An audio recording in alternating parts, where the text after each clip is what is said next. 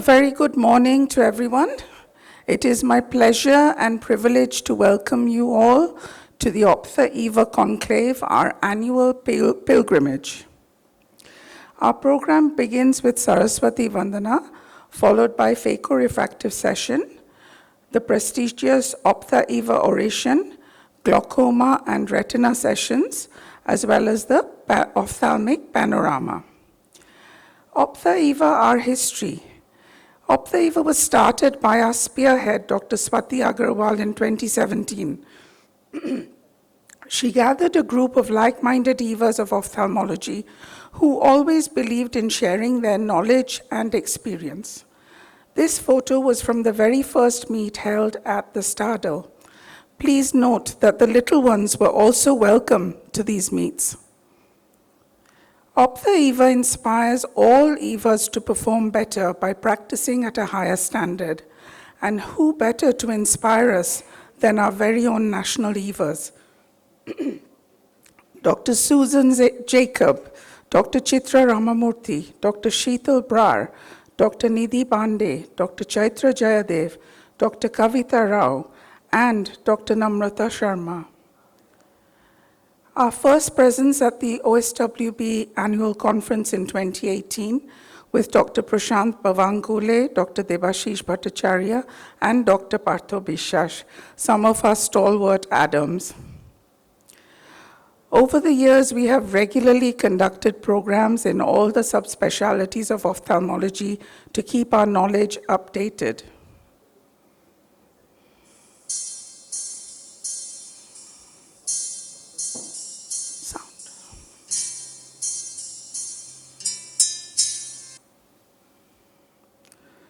So our Evas are not just into academic activities, but also into extracurricular activities. Not to forget the many Adams who have helped us along the way. Dr. Swati Agarwal, our founder, has recently been felicitated by the Lions Club of Kolkata. She is the recipient of the Tejashwini Award for achievements and contributions in the field of medical science. Let's give her a big hand, please.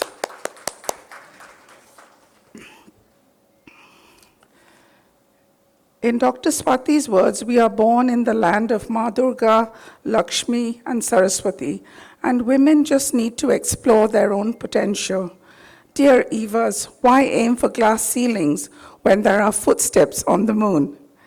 It is our holy tradition to worship Goddess Saraswati before any important event, so let us dedicate our prayers to her. I would like to first invite Dr. Debaroti Mukherjee to sing Saraswati Vandana in Sanskrit. This is a sketch of Ma Saraswati by Debaroti herself. Over to you.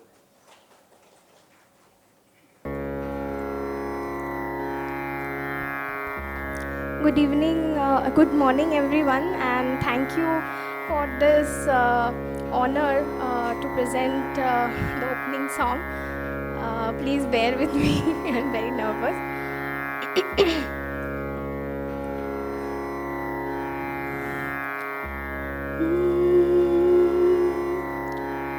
Saraswati Mahabhagye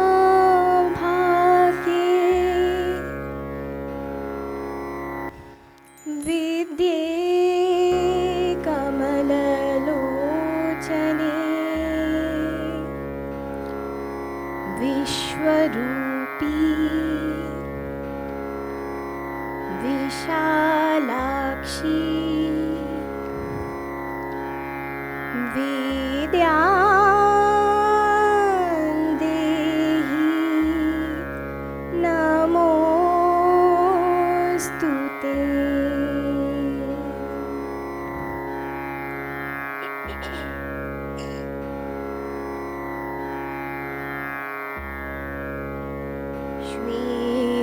Padma Sana Devi Shweta Pushpa Pashobhita Shweta Padma Sana Devi Shweta Pushpa Pashobhita Shweta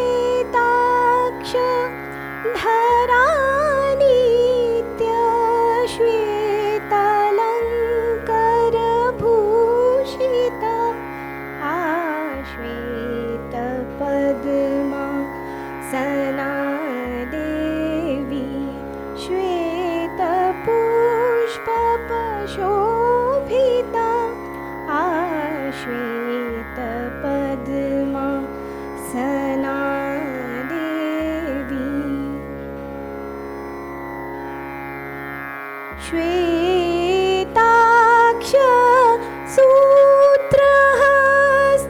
च श्वेतचन्दन चर्चिता श्वेताक्ष सूत्रहस्त च श्वेतचन्दन चर्चिता श्वेतवीणा धरा देवी श्वेतगन्धनुलेपना श्वेतपद्मा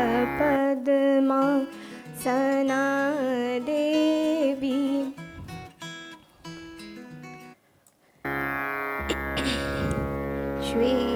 श्वेतपद्मा सना देवी श्वेतपुष्पशोभिता श्वेतपद्मा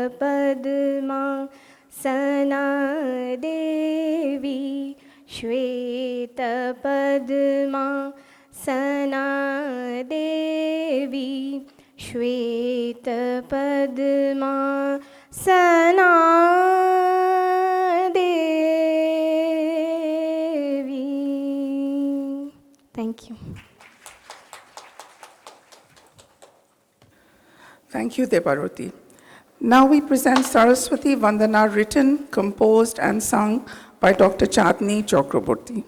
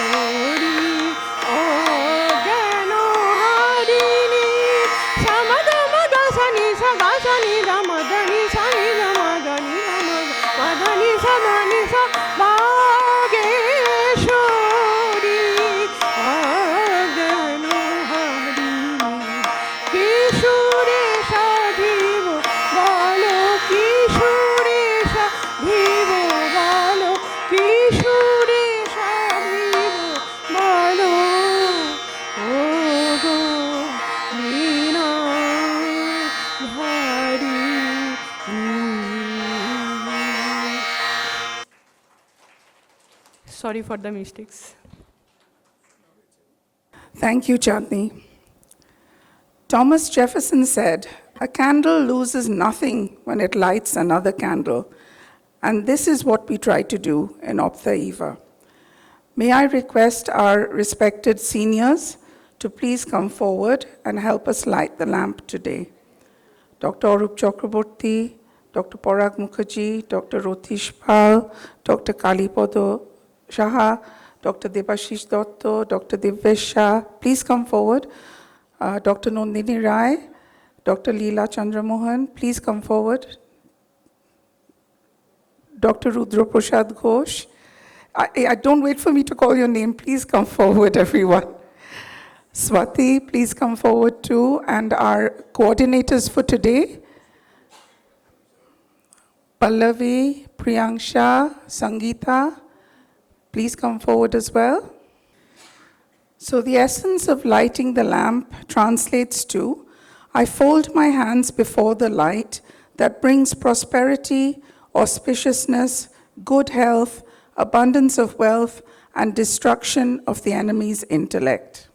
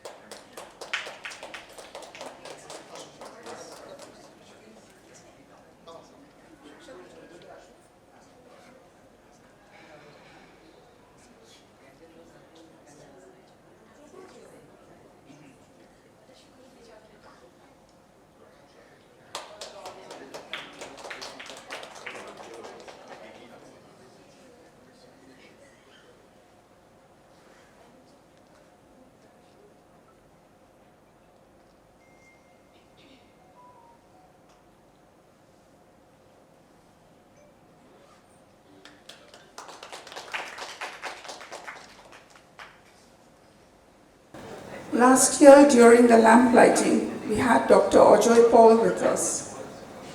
Ajoy Rao was a gentleman and an absolute inspiration to all of us, and a friend, philosopher, and guide to many. If I could request you all to please stand in silence for 1 minute to honor his memory.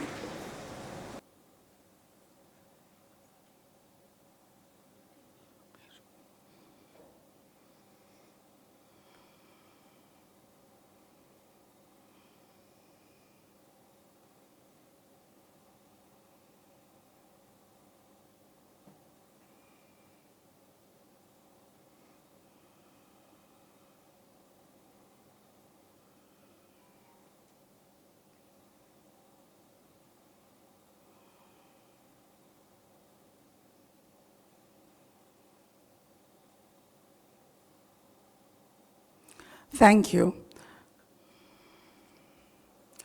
We now proceed to the phaco-refractive session. Could Dr. Priyanksha Chatterjee, the coordinator, please come forward to take over? Good morning, everybody. Thank you for joining us for the conference today on an early morning Sunday. I would like to start the phaco-refractive session by first calling our esteemed chairpersons, Dr. Arup Chakraborty and Dr. R.C. Paul sir. Our panelists today are Dr. Divyesh Shah, Dr. Leela Chandramohan, Dr. Nandini Rai, Dr. Rituparna Chatterjee, Dr. Rudra Prasad Ghosh, and Dr. Sugata Pal. So just a small thing that I would like to share. 2 years ago, I got a call from Dr. Ajoy Paul sir and I was on my maternity break. and I was frustrated with a little newborn, and he gave me my first presenting opportunity in this conference, and it meant a lot to me, and I started my journey in the Ophthalmic Society, and this is a huge platform for youngsters to come and present, and it's a great opportunity for young people.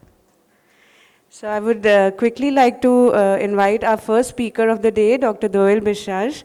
She's a cataract and refractive surgeon at Sushrut, and she's going to present on flap nightmares. A very good morning to you, and thank you for having me here. Very special thank you to Swati and Tulika for actually accommodating me right at the beginning of the session, since I have to rush to my daughter's school program, and they actually changed the entire name of the session to accommodate me, making it phaco-refractive, and it was actually all about cataract. But that's what EVAs do. We help each other and we fix each other's crown. So my presentation basically, since it was supposed to be in the panoramic section with more time, I had made a 4-minute presentation, but now I'm cutting it down to 2. So I will be showing you just one video, one of the flap disasters or flap nightmares that I have had recently. Okay, so this is the video. Okay, so this was a case of a LASIK where a femto flap was made. We used the Lensex machine to make our flaps, and the right eye had been done. Absolutely, it was nothing had happened. It was absolutely uneventful. I finished, the way I do my LASIK is I make the first flap and then proceed with the LASIK, and then go on to the next eye to make the flap and proceed with the LASIK again. So the first one went uneventful, LASIK went uneventful. I took up the left eye, and the left eye also, while making the femto, while the laser fell, it was completely uneventful. And this is what it looked like after I had done the femto, and now I was to lift up the flap.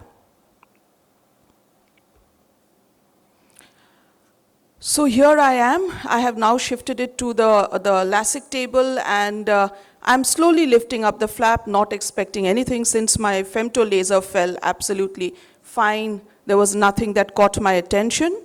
So here I go, and this is like passing a hot knife through butter. But the second swipe, and I see that it has gone right through the flap. It has cut through the flap. And I realize that the third swipe that I make, traditionally, I am not able to do it because the flap is still stuck to the bed. So a lot of struggle took place, which has been edited in the video, obviously. And then I go in through another area, coming superiorly and putting in a lot of effort, and as you can see, my flap is in places. What do? The book and the traditional teaching is do not proceed, wait for 3 months, and then see what you can do, if you can do a PRK or if you can do a flap at a lower depth. I am one of those people, let's say, who has a suicidal tendency. So I decide that I will lift the flap and proceed with my laser. So I lifted up the flap. It's torn in all directions, but luckily my hinge is still intact, and that is the only saving grace. So I do proceed with the LASIK. My logic always is, if your flap does not heal, it will not heal and cause trouble irrespective of whether you do LASIK or not. If it does heal, then well, you don't have to repeat it again after 3 months and stand the risk again. So LASIK is done successfully, the excimer laser part, and now is the time to put back the flap. All of you must have played jigsaw puzzles when you were younger, or at least with your children, you must have sat with jigsaw puzzles. This was literally a jigsaw puzzle, because when you put back the flap, you have to ensure that all the cut ends fit together. You cannot leave a defect in between, because there is always the chance of epithelial ingrowth. And this little edge in the end, it's rolled up, and I cannot unroll it. So there I am struggling, because if I cannot unroll that part, I will have a certain area with the flap missing. But with a lot of struggle, I was able to do it, and I sort of put everything back into place to my satisfaction. Very, very carefully, I have to iron it out so as to not move it from its place. So that is the ironing. Don't want to do too much of it. At the same time, I don't want to leave any fluid under the flap. And after this, I proceed to put on the BCL. So after this, I put on the BCL. I'll just go on to... Okay, so the next day with the BCL, the vision... Next slide. The vision the next day was 6-9 with the BCL. After 7 days, it was 6-6. And this is what it looked like after 1 week when I took a slit lamp photography. My take-home message at the end of this is the cornea is a very, very forgiving structure. If you show respect to it, it usually does not let you down. Thank you.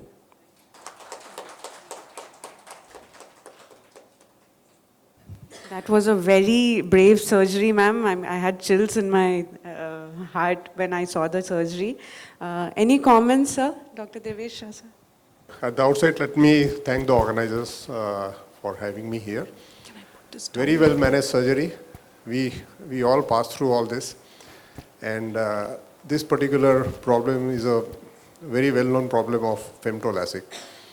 At times, it gets very difficult to, take the flap. But I think you did very well to manage this. And this is not a suicidal tendency. This was very well managed, managing the problem. And I don't think I would have done anything different. I have a question to Dwell, if you don't mind. What was the power of the patient? The power of this patient, can I just... Maybe 4, 5, 6, 7, whatever. I am not interested. I am interested to see in this hall, see, now the best options to me, it appears, is the phakic IOL. So here is the power of the patient, sir. Only -2 with a -2 cylinder. So it is 3, more than around 3. So when it is, the literature is coming, when it is more than 3, is yielding better result with the phakic IOL. So even last week we had in Sir, can I come in here? Sure. So as a person who does a lot of phakic IOL also, I completely agree with you for the simple reason that when you do LASIK, and it doesn't, that one point I differ with is that the power. It doesn't matter what the power is, because phakic IOL has, even with very low power, even with 1, you get a good result. And I do agree that a phakic IOL, probably after you're doing so many LASIK and phakic IOL, that phakic IOL definitely is more physiological. In a LASIK, you are at the end of the day tampering with the biomechanics of the cornea. You are changing, you are bringing irreversible change to the structure of the cornea, the physiology of the cornea, and most importantly, it is not in your control, no matter how well you do a LASIK. You do not know years back what the patient will come back with. Phakic IOL is always reversible. Having said that, I can only hope that the Indian pharmaceuticals will come up with more phakic IOL, which will make the price go down. And yes, there is that one risk, I think Dr. Devesh is itching to say, is that there is always the fear of endophthalmitis when you do an intraocular surgery. I have seen a case of phakic IOL come back with endophthalmitis. Well, there are so many cases reported of the LASIK with the endophthalmitis, right? So this cannot be one of the... Not endophthalmitis, so we have infections of the eye, we have a thing, but... No, do we have time? I would say, I have done both, I am doing both. My take home here is, my way of looking at it is, what is the percentage of complication you have?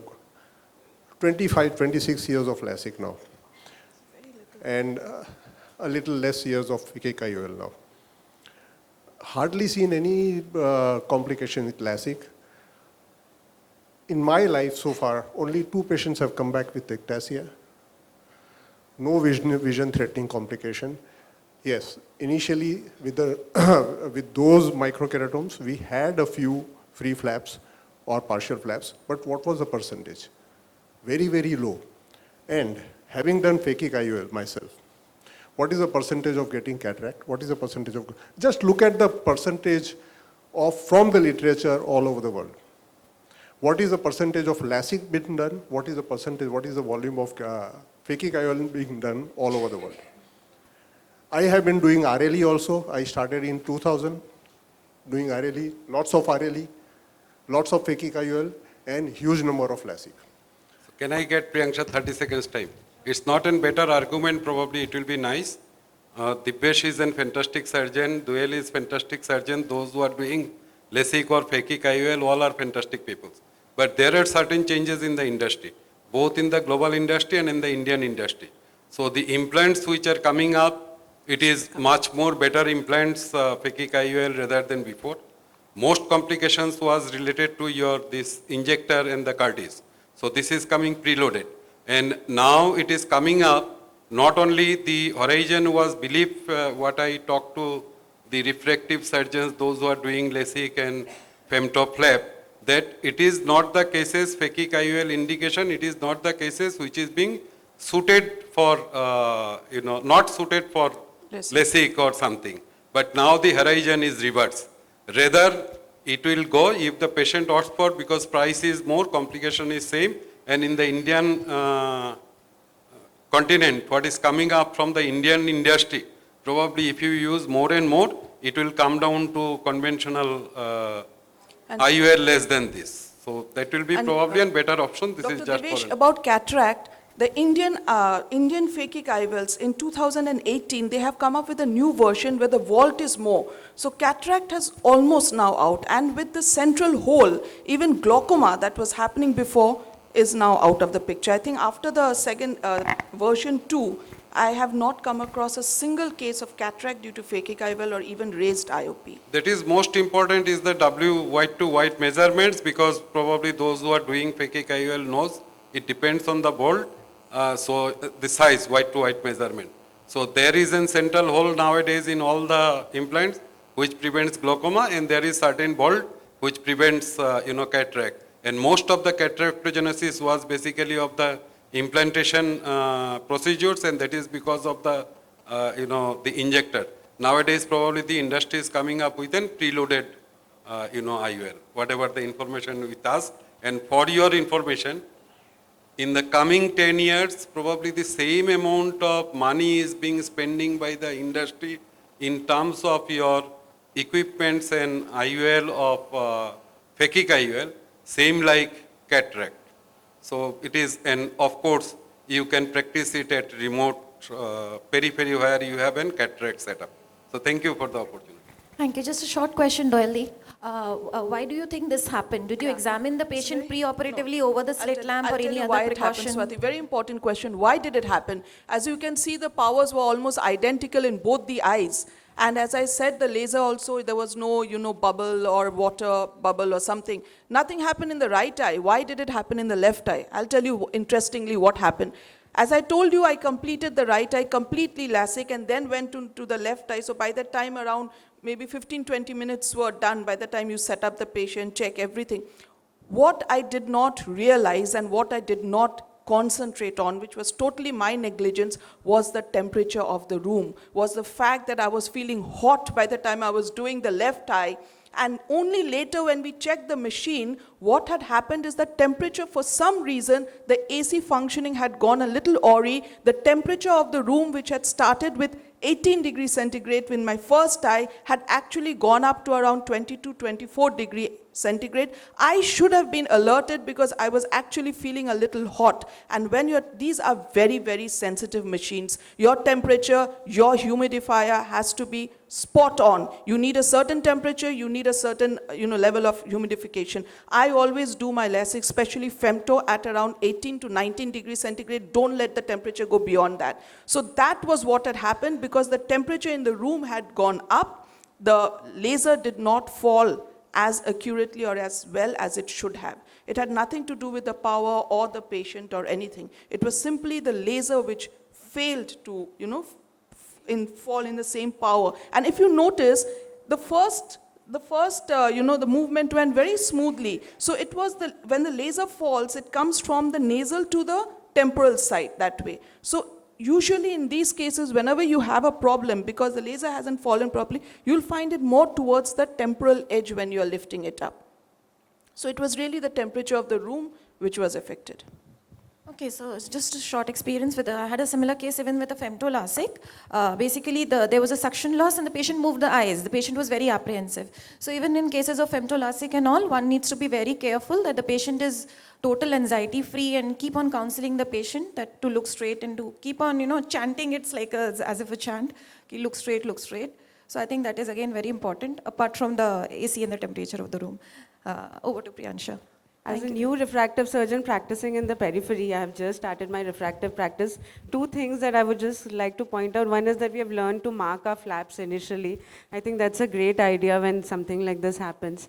And second is, like Sir said, ICL is a very good option. The only 2 points as of now, one is the cost factor, and second is you have to delay by a week at least before you do the other eye. So a lot of patients want to just come in, get their surgery done and go away. They're working outside somewhere. So the blade LASIK is very, hopefully, sir. Then there'll be no difference between. I would like to invite my next speaker for the session, Dr. Sneha Jain.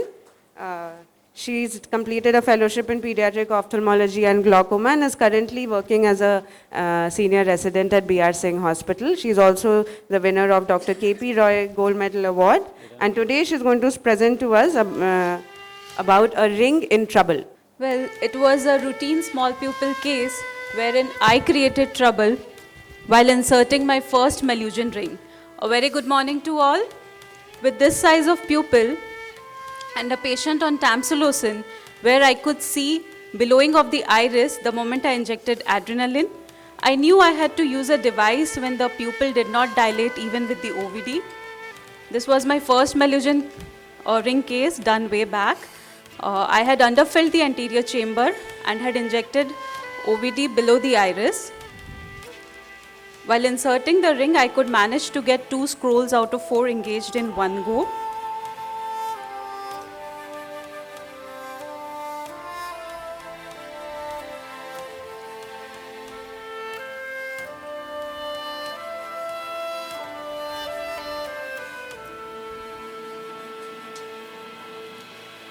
I could manage to get the 3rd scroll engaged with a little bit of struggle, despite not re-injecting the OVD below the iris.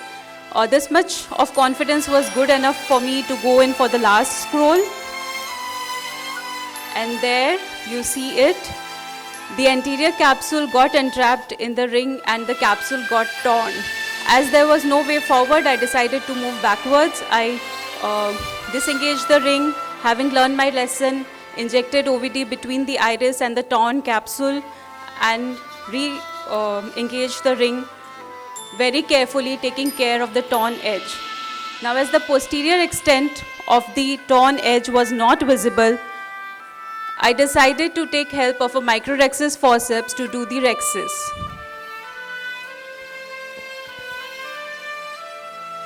I could manage to get a decent size rhexis to continue with phacoemulsification. And then the case went in smoothly, but I had learnt my lesson not to forget to inject OVD below the iris before using any ring. A single piece IOL was placed in the bag and the case was closed. Post-operatively, the patient did well. Thank you for your patient hearing. Thank you, Swati ma'am, for giving me the opportunity to share my experience on this platform. Thank you. I would like some comments from a panelist. Dr. Shugat. In the learning curve of phaco nowadays, I think we have to start learning how to do a phaco in a small people, because most of the adult patient, male patients are having tamsulosin, and female patients are also having prazosin and those type of antihypertensive. So we should learn how to do without a pupil expander, at least in 4 millimeter of pupil. If we do with a Phenocan plus with a dispersive OVD and proper knowledge of doing a vertical chopping, I think this type of 4 millimeter or more than 4 to 5 Sir, millimeter. I agree with you, but the patients on tamsulosin, the iris gets so floppy. At times it is difficult to control. Would you, This is Malusian it in ring, your routine practice to give atropine preoperatively? I do, sir. Yeah, that works. Because for the last Sir, it 5 does years, not. I think most of the senior surgeons would agree. Sir, at times it does, but at times it does not. Nothing works at times. Okay, but sometimes this taking of atropine may worsen his systemic symptoms also, that you have to keep in mind, but it really helps. And I think for that reason, EFIS has reduced to some extent in the last 4-5 years. I think. Sure, ma'am. I think Sneha is very correct, because in patients with tamsulosin, we very often get IFIS. And with the IFIS in a small pupil with a very fluctuating anterior chamber, I think without any device, it is little difficult. When the cataract is of the grade that she is saying, and 80 years old. So she's done a very good job with Thank you, Maluin ma'am. ring. But I personally always keep a hook or a, of course, Rudra is an excellent surgeon. So I personally keep any type of a device or a ring whenever I face a case like this. You managed it excellently. Thank you, ma'am. Ma'am, with these sort of pupil patients on tamsulosin, since the ring is a little heavy, it makes the iris sit. It does not comes up, which is a problem with B-hex. I personally feel so.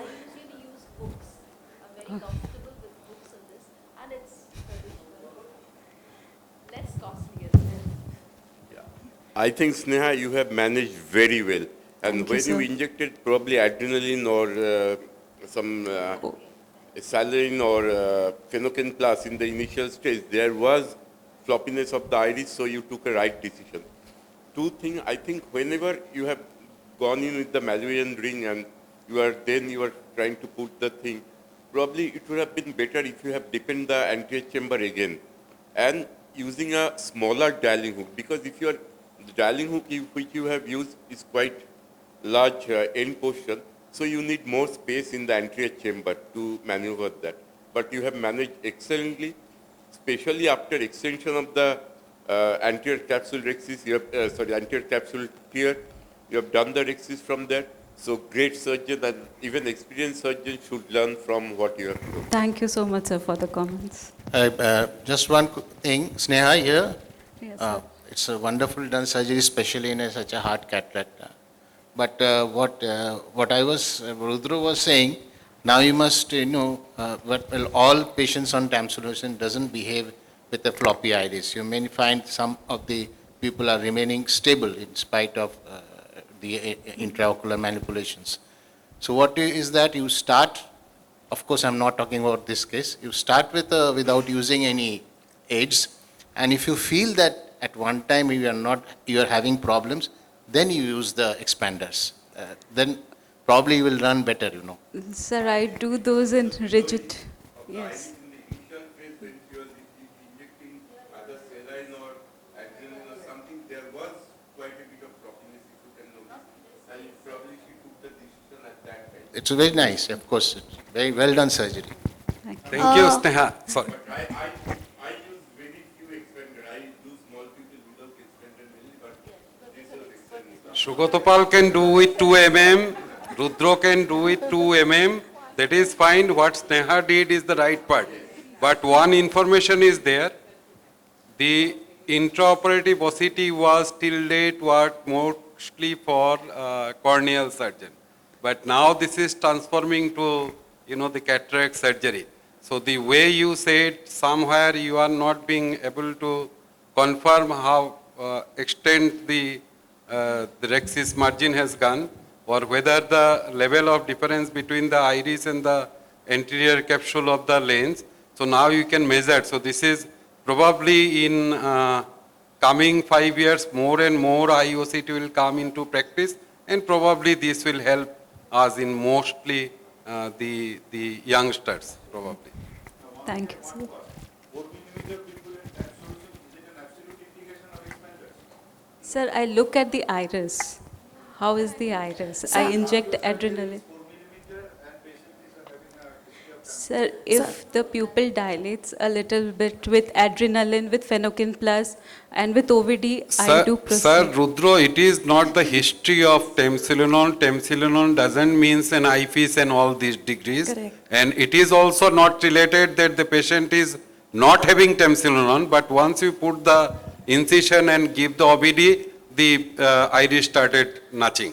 So this is most important, right? Sir, without even tamsulosin, like antihypertensive drug, antidepressants, these things can always happen. Even in females, these things happen. Even in diabetic patients. Even Yes, in diabetic and the second thing is, according to ESCRS studies and shown in various conferences abroad, any pupil which is 7 or 7.5 millimeter has a chance to go into IFIS. So it is always better to judge whether you want to use hooks or rings. So many surgeons are excellent, par excellence like you. But yes, for me, I would prefer hooks or rings to be more careful.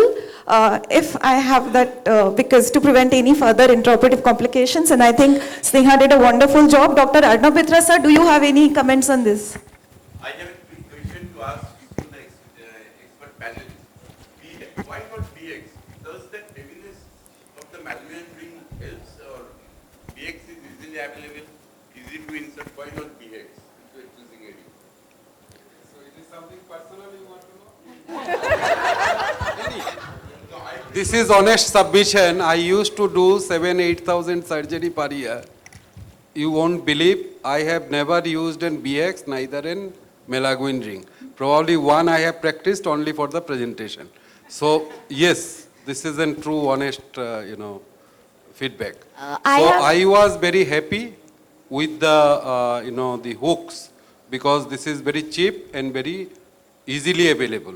In terms of your the IFIS, it was the using of adrenaline, diluted adrenaline, and definitely the OBD and the low parameters. That was my key. I hardly found any patient of the IFIS that needs probably a very significant low amount requiring hooks also. So I can't give your reply that whether the BX is better or the Melaguin is better. Probably both are better. I don't have any experience. Just to say a little bit, I saw this surgery live. So when this happened, not just with the malusion, but when that tear happened, I was just waiting to see what she'll do. Because with that sort of a tear, how to convert it into a proper rhexis and then go on to do a phaco. The question was whether she'll convert it to a SICS or she'll do a phaco in it. I am pretty confident with her as a surgeon, and she does excellent surgeries. This is quite some times back. And now I think she must have put in at least 30-40 Melaguin rings after that, and nothing has happened since then. But one more thing that I'd always tell this to everyone, that you should promote your juniors to do this once they are in some institution. Because once they go out for their lone practice anywhere else as a consultant, they would have this background then.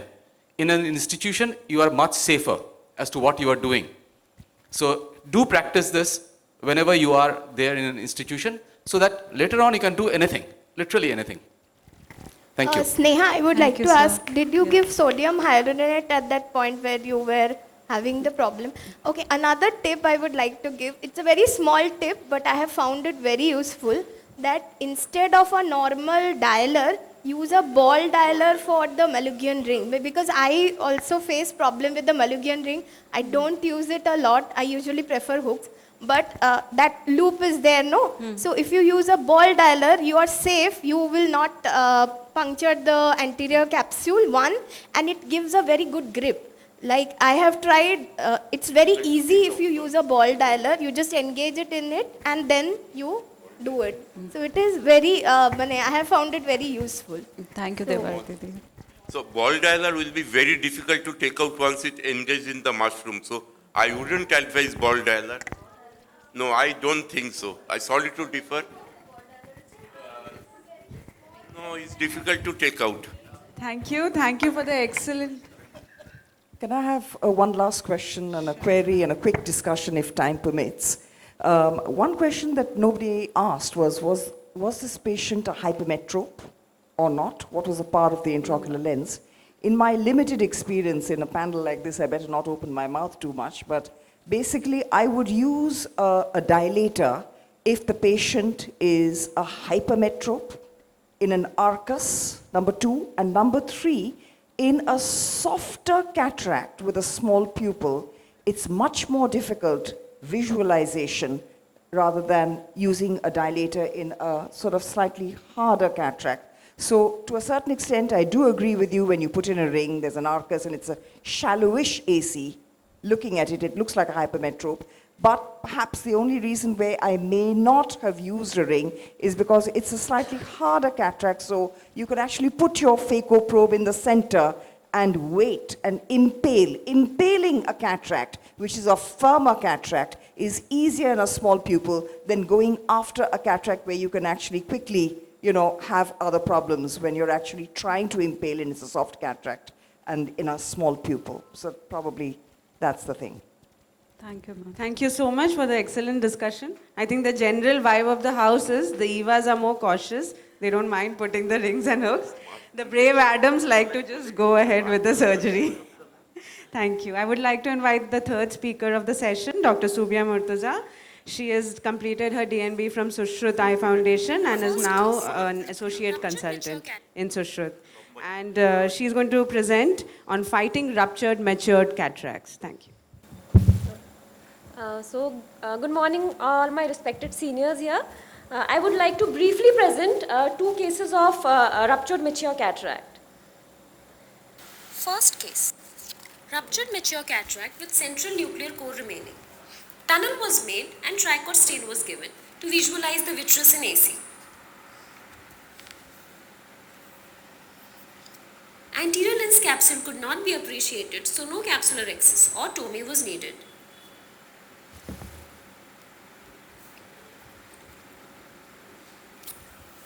Nucleus was delivered out. Tricot stain was repeated.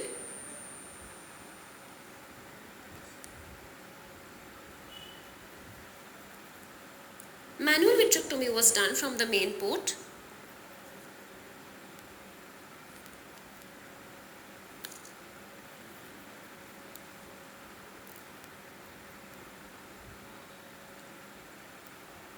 Thorough anterior vitrectomy was done till the pupil was round. Pilocarpine was given and iris claw lens was placed.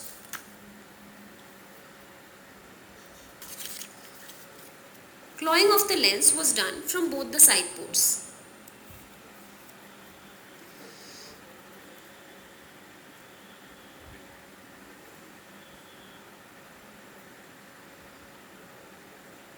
IE mode vitrectomy was repeated, side ports were hydrated and main port sutured.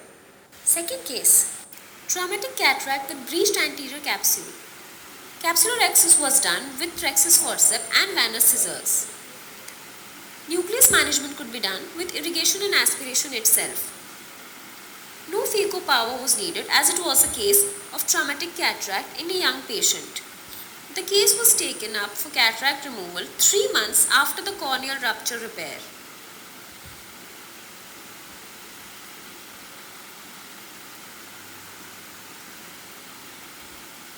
The zonules and the capsular bag were intact, so a multi-piece lens could be placed in the bag.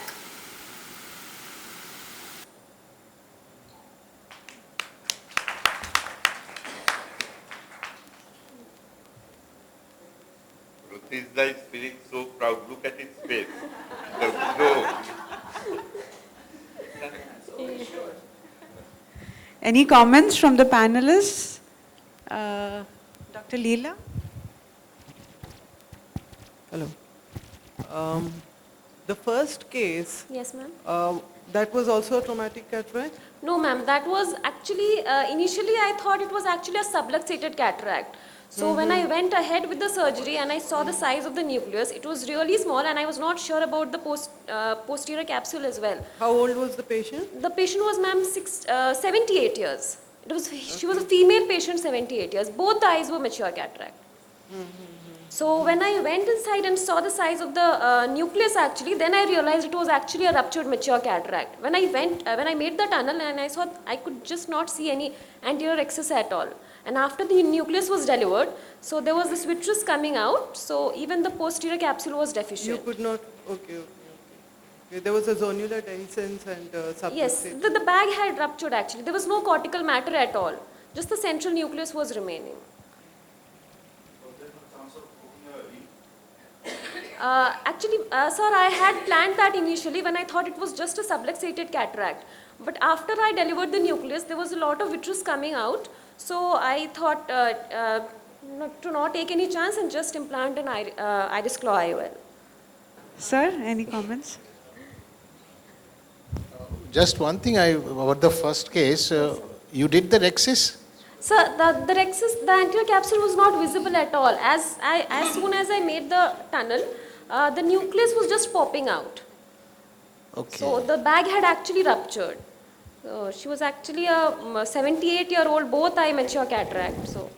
The similar in the other eye too? No, sir. The other case was actually a traumatic cataract. No, the other eye of the patient you had? No, the other eye was just mature cataract.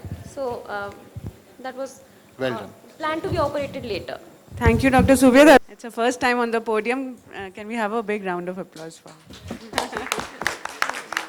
Now I welcome Dr. Deepa Shah, and she's going to present on soft but tricky, managing soft cataracts the right way.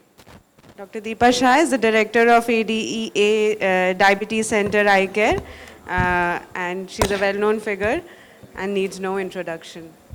As she connects, any comments from anybody? The audience behind? Hello, I have a small suggestion for the first case she presented. That is, if you are equipped with the vitrector, better to avoid manual vitrectomy. Always better to avoid. Should I start, Priyanksha? Yes, please, ma'am. A very good morning to all of you. Thank you, team Ophthaeva, for making me part of this. So, in the previous, so many difficult cases we discussed, but now I will discuss a very minute but very tricky thing, how to manage a soft cataract, because soft cataract is very difficult for this. Very often it causes runaway rexis, difficult trenching, chopping. We had to struggle a lot of times with the soft nucleus. Sometimes it may lead to PCR and need the vitrectomy. So choosing right way is very important. So I will show you 3 small cases of the soft cataract. And this is the first case. Sound please. So this is grade 2 plus cataract. So I choose here the modified stop and chop techniques with a very low parameters. So the trenching was done, separation of the nucleus, then emulsification of chopping with a very low vacuum and emulsification with low parameters. Now the most difficult part here, the removing this thick epinuclear sheath, and it needs lot of patience, and this is the most difficult part. Very often we make complication in this situation. So in these cases, I prefer to do the hydrodissection again and do. This is my second case. So this soft posterior subcapsular cataract, I prefer to do flip and chop technique. I do hydrodissection at 6 o'clock position. One pole is in the bag and one pole in the AC, and then epinuclear mode, I do the chop. This is the third case. So in vitrectomized eyes, repeated intravitreal injection the patient received. And so I didn't know what is the status of the posterior capsule. So I prefer here supracapsular technique and remove the cataract in the epinuclear mode. This eye seems to be very safer because I have to preserve the PC well. So choosing right way is very important, dealing the soft cataract with patience. Thank you so much. Ma'am, that was an excellent presentation. It's very difficult to handle soft cataracts. Any tips from the audience? Yeah, it's a nice presentation and nice videos, but one thing I would like to ask you, to avoid damage to the endothelium, would it have been better to use a pre-chopper inside the back to break the nucleus? I Yes. don't have any experience with Yeah. pre-choppers, No, but I also didn't use and. anyone other in the panel, any use of pre-chopper in immature cataracts? I have used few cases in Akashi pre-chopper, probably about 15, 16 years back. And I think it requires a good learning curve. And probably it's easier to do the phaco without using pre-chopper. But now there is a new pre-chopper in the market. I think Dr. Sajid of India has developed it. And probably it is easier to use that pre-chopper, but I haven't tried that. But if you are doing good hydro delineation, Yes. then you don't have to bring the nucleus in the AC. You can still do the soft cataract in the posterior. I remember one point in previous presentation, sir said to me, so in soft cataract do multiple hydrodelineation. So that helps a lot. I remember that. This is the key factor I always highlight. You do multi-layer as much as possible delineation and you have the endonucleus. Now the endonucleus is small, maybe 2.5 to 3 mm. Directly you can take and then you can take layer by layer. But if it is a big one, go for 4-quadrant, typical 4-quadrant. I just want to Regarding share a tip. Regarding removal the epinucleus, what I do is that with a side port, with a spatula, I rotate the epinucleus so that the bulk comes into the center. Instead of bringing into the AC, you can That do part it. needs a lot of patience. No, kuch nahi. It's very easy. With the phaco inside, probe inside, with the side port spatula, you just rotate the epinucleus, it will come forward. So I do hydrodissection again and it comes This out. is just in continuation with what sir was saying. Epinuclear prolapse, I do a viscodissection. I push in a bit of visco below the rexus margin. So, and then once you can prolapse any one end of it, the whole of the epinucleus as sir said. Sudipta, there is only precautions of the viscodissection. We used to do with, a little bit high grade OBD. Viscode. But yes, but if somewhere the corticocapsular adhesion is very strong and if you push it very hardly, it will go away. So this is the only, this is a beautiful technique. This is a beautiful technique, but keep in mind, because we don't know how to assess this capsulocortical adhesion. If you feel too much of resistance, probably it can create You should have bought. problem. I never do it with viscode. That's one thing. PPC viscodissection is best. PPC viscodissection is very good. It helps very much. Soft anyway, PPC, you did it very well anyway. in case of soft PPC, so viscodissection is very helpful. You did all the surgeries very well. Otherwise, because you can't do hydrodissection, no? Yes. Thank you. Yes. Obviously. Only delineation, it won't come out. Yes, it's very, yeah. Thank you so much. At least if you get two, if I may just quickly put it a point, if you get two golden rings, the first golden ring you can just go in directly into a chop mode and remove, and the second golden ring actually demarcates the epinucleus and the endonucleus, so that you can go in, the various techniques. But I fully agree, I usually use a one-handed visco float technique where I start putting in a little bit of visco with one hand and use the visco cannula as my second instrument, and I go into the epinucleus mode and remove the bowl of epinucleus. So anyway, that was an excellent presentation. Thank you. We'd quickly like to move on with the last speaker for the day, Dr. Sudipta Mitra. She needs no introduction. She's been winning and bagging awards in every conference recently and inspiring the new generation. Today she's going to talk to us about traumatic cataracts. Yeah, thank you so much for your kind introduction, Priyanksha. Thank you, the organizers of Ophthaeva, for giving me the podium today. And with all due respects to my seniors here and very, very excellent juniors, excellent surgeons, one of my very junior speakers have already talked of traumatic cataract. I have a video to show in traumatic cataract, but there is a sound, but I would, size of the video is slightly more than what was required. Is it there? It's not there. Okay. So I would like to actually stop the sound. Maybe we can go on to, where is the video? Why is it in green? Yeah. So it's managing traumatic subluxated cataracts. And this was a male. This was a male who presented to me with a history of fall of ceiling fan over the eye with total hyphema. So I treated the patients, and this was what was the end result. He developed glaucoma, he had inferior iridiolysis after treatment, there was a traumatic vitreoretic pupil. Of course, the glaucoma got controlled, and the patient was posted for cataract surgery with lots of things in my armamentarium because I was not really ready to I was actually getting ready to face many things, but I was not aware what would be there.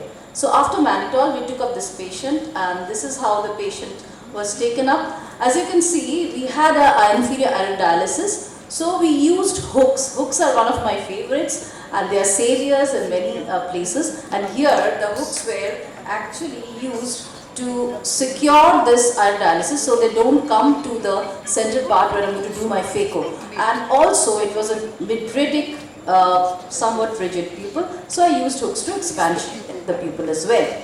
So this was the case, and here I must tell you that we have to be very gentle with these cases because a lot of inflammation has already been done. For me, the rhexis was not very difficult.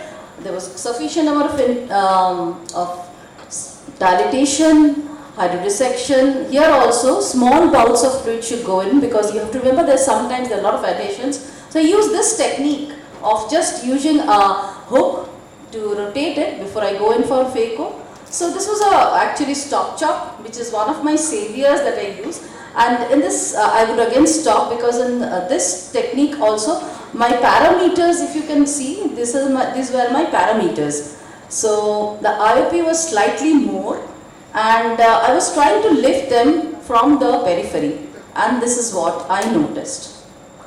There was a bit of subluxation that I felt. The whole bag in this quadrant, in particular this quadrant, was coming to my phaco tip.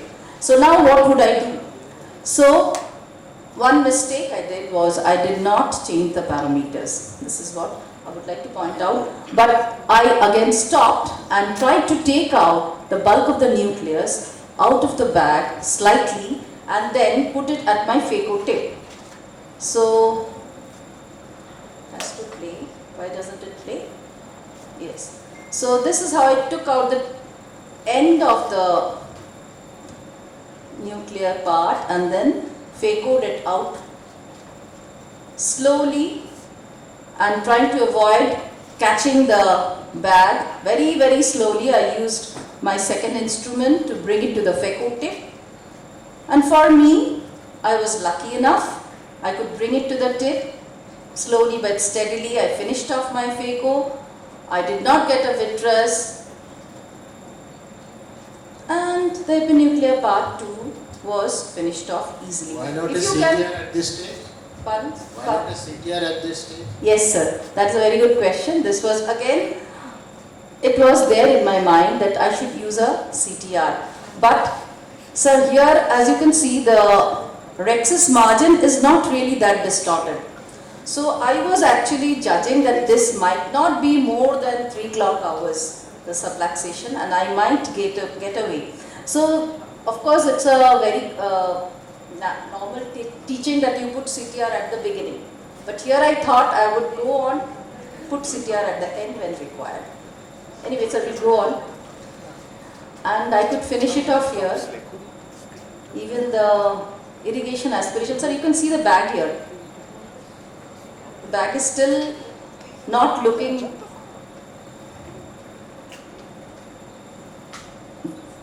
more or less round. Again, something which we usually don't do. In these type of cases, we usually don't put single piece IOLs, but I did not have a backup. One more mistake, I did not have a multi-piece. I had so many things, but when I asked for the multi-piece, they said the same diopter was not available. So again, another mistake which I did not repeat after this. So it was in the bag. You can see it is in the bag, and this is the bag. So the bag is not really that distorted, but then as we are usual teaching, so try to look into it, did an IA, and here it is that I saw that the pupil was irregular somewhere here, inferiorly, or slightly towards the right side of my port, main port. So I was suspecting something. As you can see, I used triamcinolone, and then I found that there was a vitreous leak from the subluxated portion of the bag, and we did a vitrectomy. The pupil, after vitrectomy, we did a Irish irrigation aspiration. Pupil was looking round, but just to be on the safe side, so just before I injected this air, the bag was quite round. Again, I used triamcinolone. This time there was a bit of vitreous only at the wound. So we cleared it up, used air bubble, and since the Irish aerial dialysis was not actually hindering the central vision, so we did not repair it. This patient did well. He is 6'9" now. Yeah, so this is very important. The mistakes that I did, as I told you, we have to be prepared for surprises on the table for all traumatic cataracts. I had thought of it, but still I did not use a CTR. As sir said, we can use a CTR.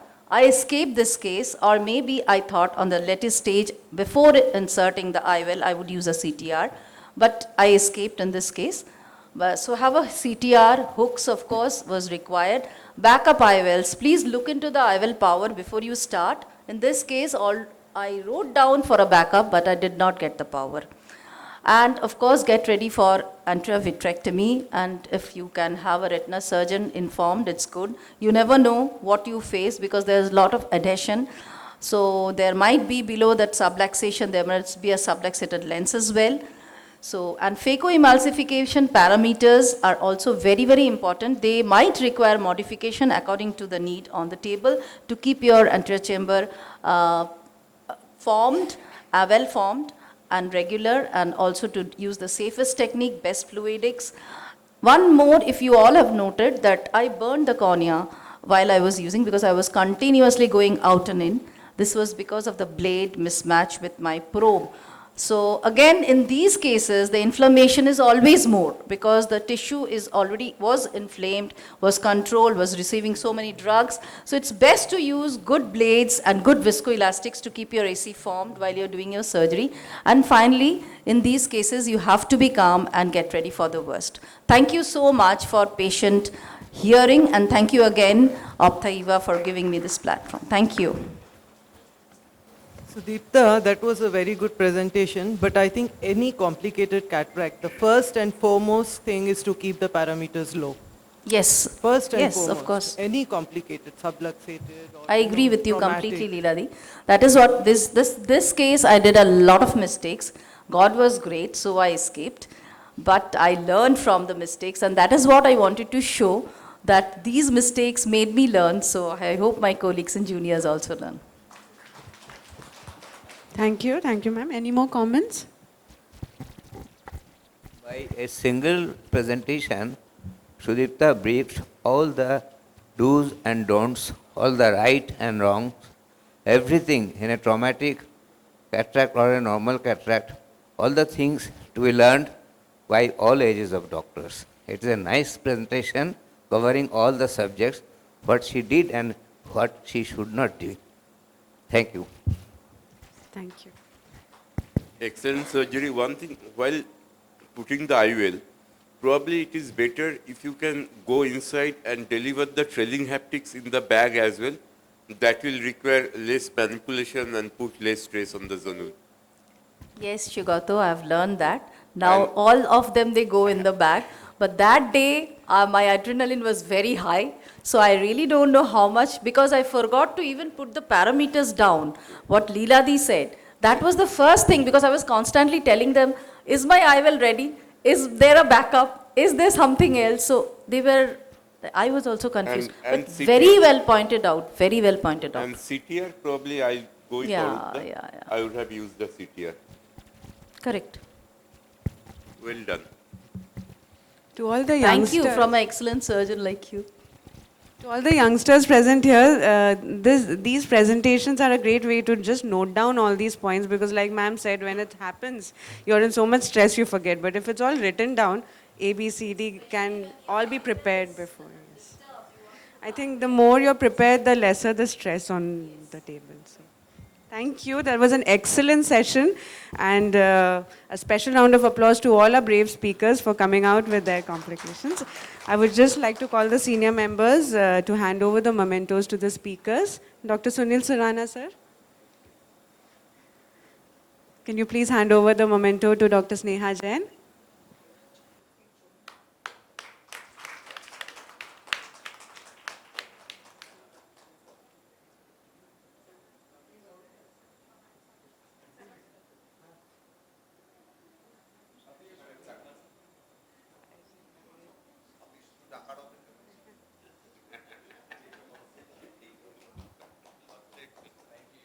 Dr. Arnab Mitra, sir, to hand over it to Dr. Subia.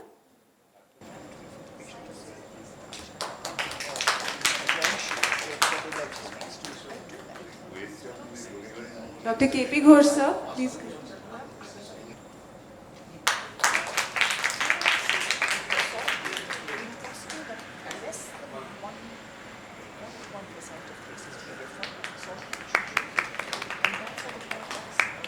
And Dr. Devashish, sir, please come.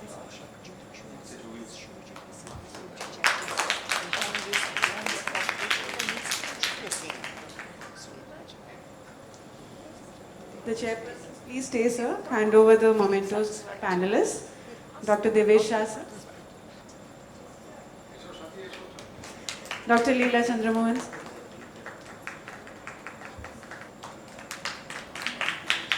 Dr. Nandini Ray.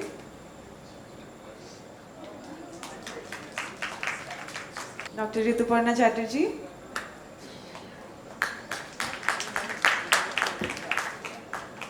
Dr. Rudra Prasad Ghosh.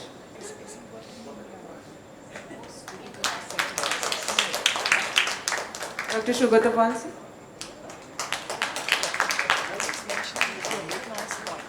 Dr. Swati to hand over the mementos to the chairperson.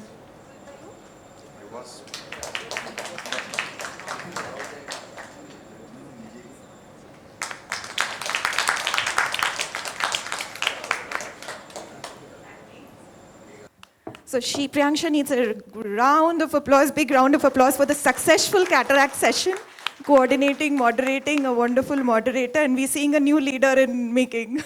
Yes. So now we go over to our next session. Our orator for today, Dr. Preeti Kamdar, is already on her way from the airport. She's landed at the airport. She'll be just reaching in 5-10 minutes. We'll be starting with the glaucoma session. Dr. Pallavi Raj, please take over. And we would request all the speakers and panelists to come over for a group photograph. Dr. Shugotapal, Dr. Rudra Ghosh, sir, the session one, please come over for a group photograph. Dr. Pallavi Raj, please do the settings and for the stage settings.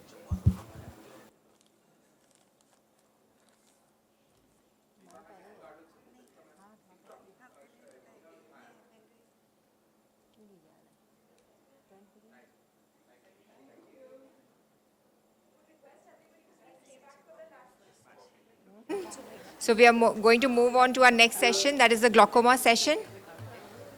So I would like to invite the chairpersons, Dr. Maitri Das. Has she come? And Dr. Preeti is also on her way. So we'll be waiting for her. And can I, in the meantime, I'm also requesting the panelists, Dr. Mahua Mazumdar, Dr. Nilay Kumar Mazumdar, Dr. Prashant Srivastav, Dr. Shyamshri Sil, and Dr. Tamonash Basu to come and sit in the forward. So we'll move on to the, today we have, this is glaucoma session is different in the way that we are having debates. There's one topic which will be of interest to the glaucoma surgeons as well as common general ophthalmologist, and in view of time, the debates will be very short duration. So first topic is IOP measurement in general OPD. GAT is best, and the other speaker will speak about eye care is better. So the first speaker is Dr. Chandana Datta. She is speaking on GAT is best for IOP measurement in general OPD. Dr. Chandana Datta is a consultant in Shankar Nethralaya. Yes. Good morning, everyone. The topic for today's debate, for me, it's intraocular pressure management in general OPD, and I will be speaking in favor of Goldman applanation tonometry is the best. So yes, there is no doubt that GAT is the best. Why? I shall be speaking in it next 2 minutes. As we know, the criteria for an ideal tonometer are it should give an accurate reading. There should be no intra or inter-observer variation. That means it should be reproducible, convenient to use, simple to calibrate, affordable, and able to measure intraocular pressure in all positions and in all types of patients. What about GAT? GAT reading is considered as accurate for an average normal cornea. Its long history of using in most of the clinical trials makes it gold standard. Very much reproducible with very low intra and inter-observer variability. Very convenient as it is mounted on the slit lamp, which is a must for examination in OPD. Definitely affordable, and daily calibration is not required. However, I very much know the limitations of GAT. When the corneal thickness goes away from 520 microns, it is not very accurate. It is difficult to measure with GAT in an irregular and infected cornea.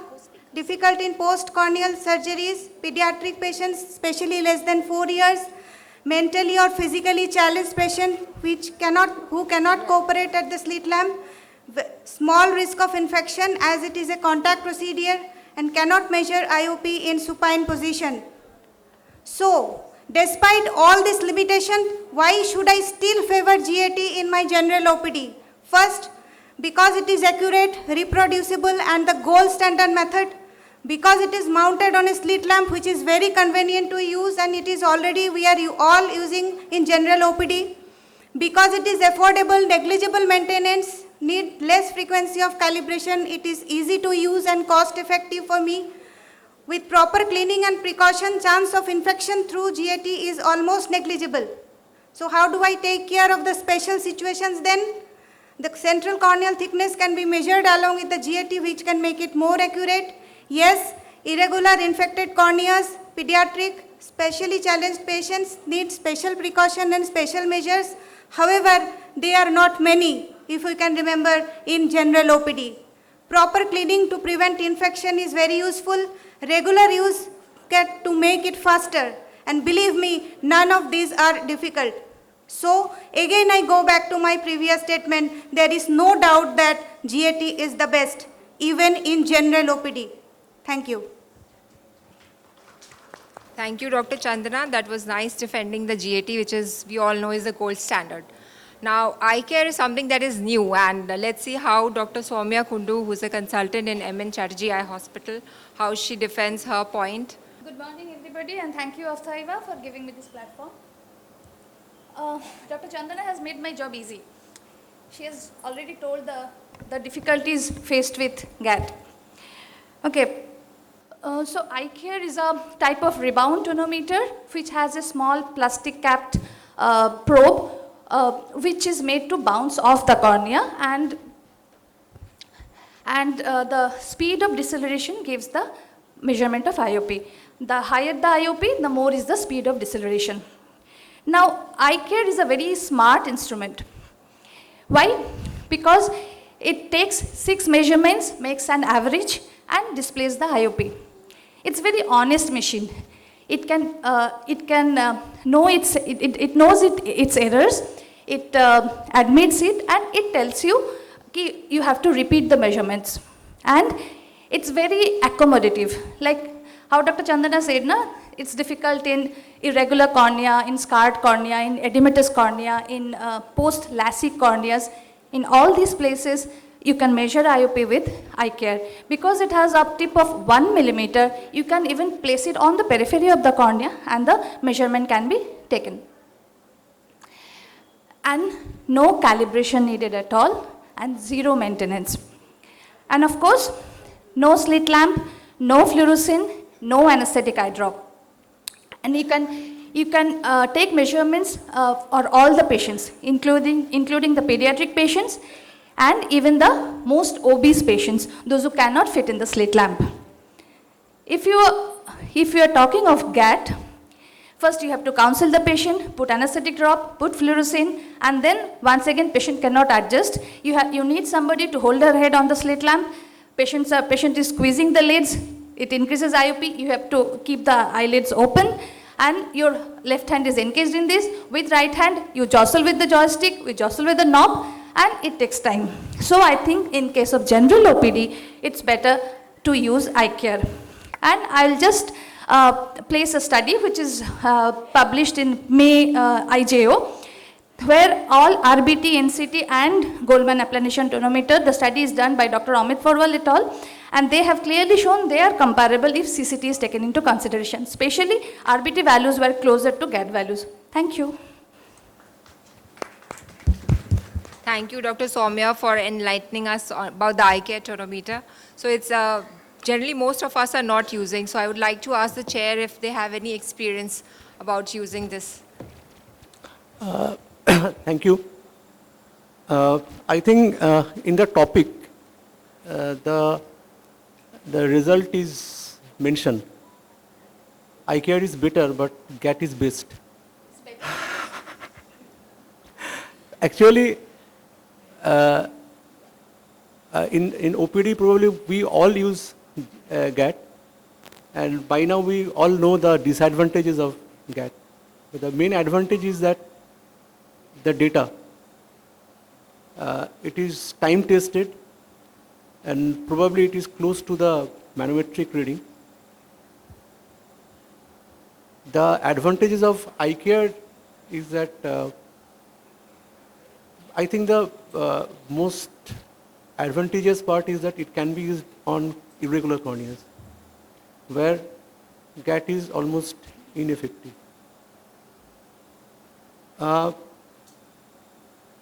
And I don't know about the cost of the probes. I think they recommend that it should be changed after every use. What is the recommendation?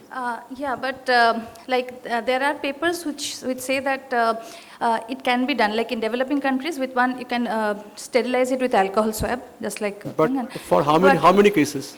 We used it for 100 cases also, but they have got the same results. But I'm not sure. Once, yes. Yeah. And you get the probes in packet of 100 probes in a packet or 600 probes in a packet. And cost of the machine is high. It's about 2.5, I think. But the probe is not that much costly. This probe can be used multiple times, but the accuracy decreases with every time you use it. So ideally, it should be used once only. So that makes it not cost effective, at least. And another article that I had read, it said that it was especially helpful during the COVID times because it is a single use. Yes. So you can use it multiple patients and does not require sterilization like the GAT tip.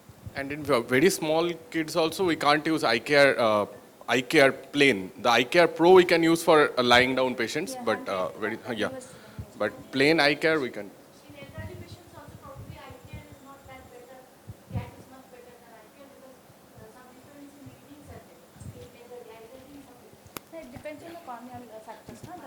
The best thing is the eye care can take the reading from the peripheral cornea. Normal cornea. In irregular corneas, if there is a peripheral strip of normal cornea also, eye care gives a better result. And it's, yeah. So and for screening purpose, most probably eye care, but GAT is best. Yeah.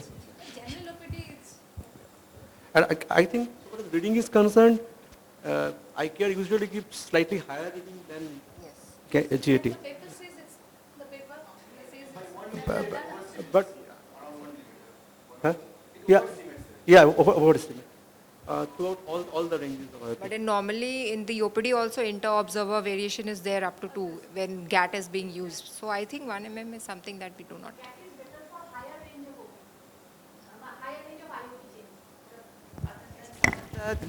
Disadvantage points that has been already discussed.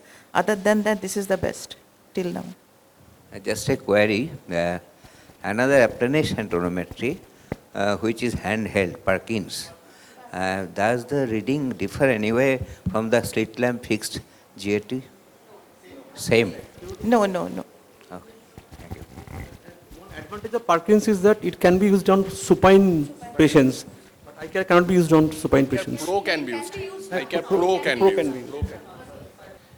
I have a question. Now, you should know this, that it is based on Imbert-Fix law, Coleman applanation tonometry.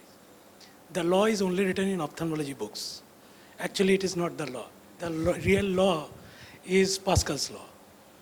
And since it is a quasi-law, how can you base an instrument on quasi-law? Because all the studies have been based on a quasi-law. Actually, it is not also Pascal's law. It is known as the Newton's third law. For every action, there is an equal and opposite reaction. So the law based on which the Coleman applanation tonometry is based is actually a quasi-law. So I doubt the efficacy. It's close to, it's a modified Imbert-Fix law. It's the... But the law itself is not there in physics book. That's why the Myers are of 3.06 mm. No, actually, it is not that it is not accepted. It is not in the physics book per se, but since it is came into the market, whatever, it is time tested by so many studies and so many trials, etc., etc. And it is very close to the manometric reading, except few instances. The Imbert-Fix law is for perfect sphere. It is not a perfect sphere, and there is not a a tear perfect film. That's why, like, we have a Mayer of 3.06. It like nullifies. It's not like that. There is a detailed measurement given, like why it is 3.06. It is for 520 micron cornea only, and the amount of tear film displaced that gets nullified with the 3.06 mm of Mayer. And that's how it becomes so accurate, so close to the normal Imbert-Fix law. And that's why it is fixed for that 520 micron cornea only. So.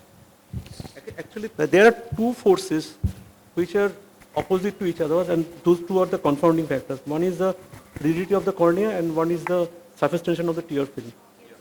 When the diameter of applanation is external diameter is 3.06, these forces are equal and opposite, and they cancel each other. That's how it is more near to the normal Imbert-Fix law. Yeah. The final opinion. Final opinion is what?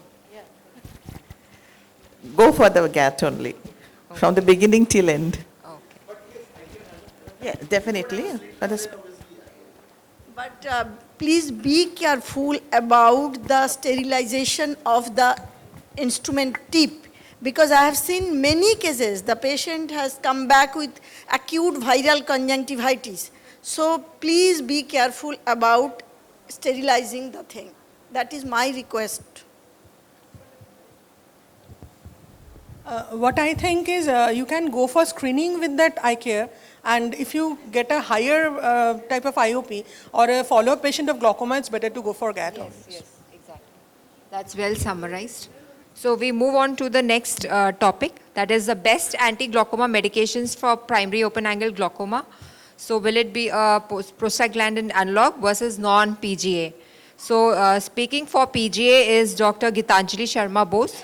She is having a privately owned clinic, a clinic in North Calcutta. So over to you, Gitanjali. So a very pleasant morning to all. So whenever we select therapy for a patient of primary open-angle glaucoma, we have certain criteria in mind.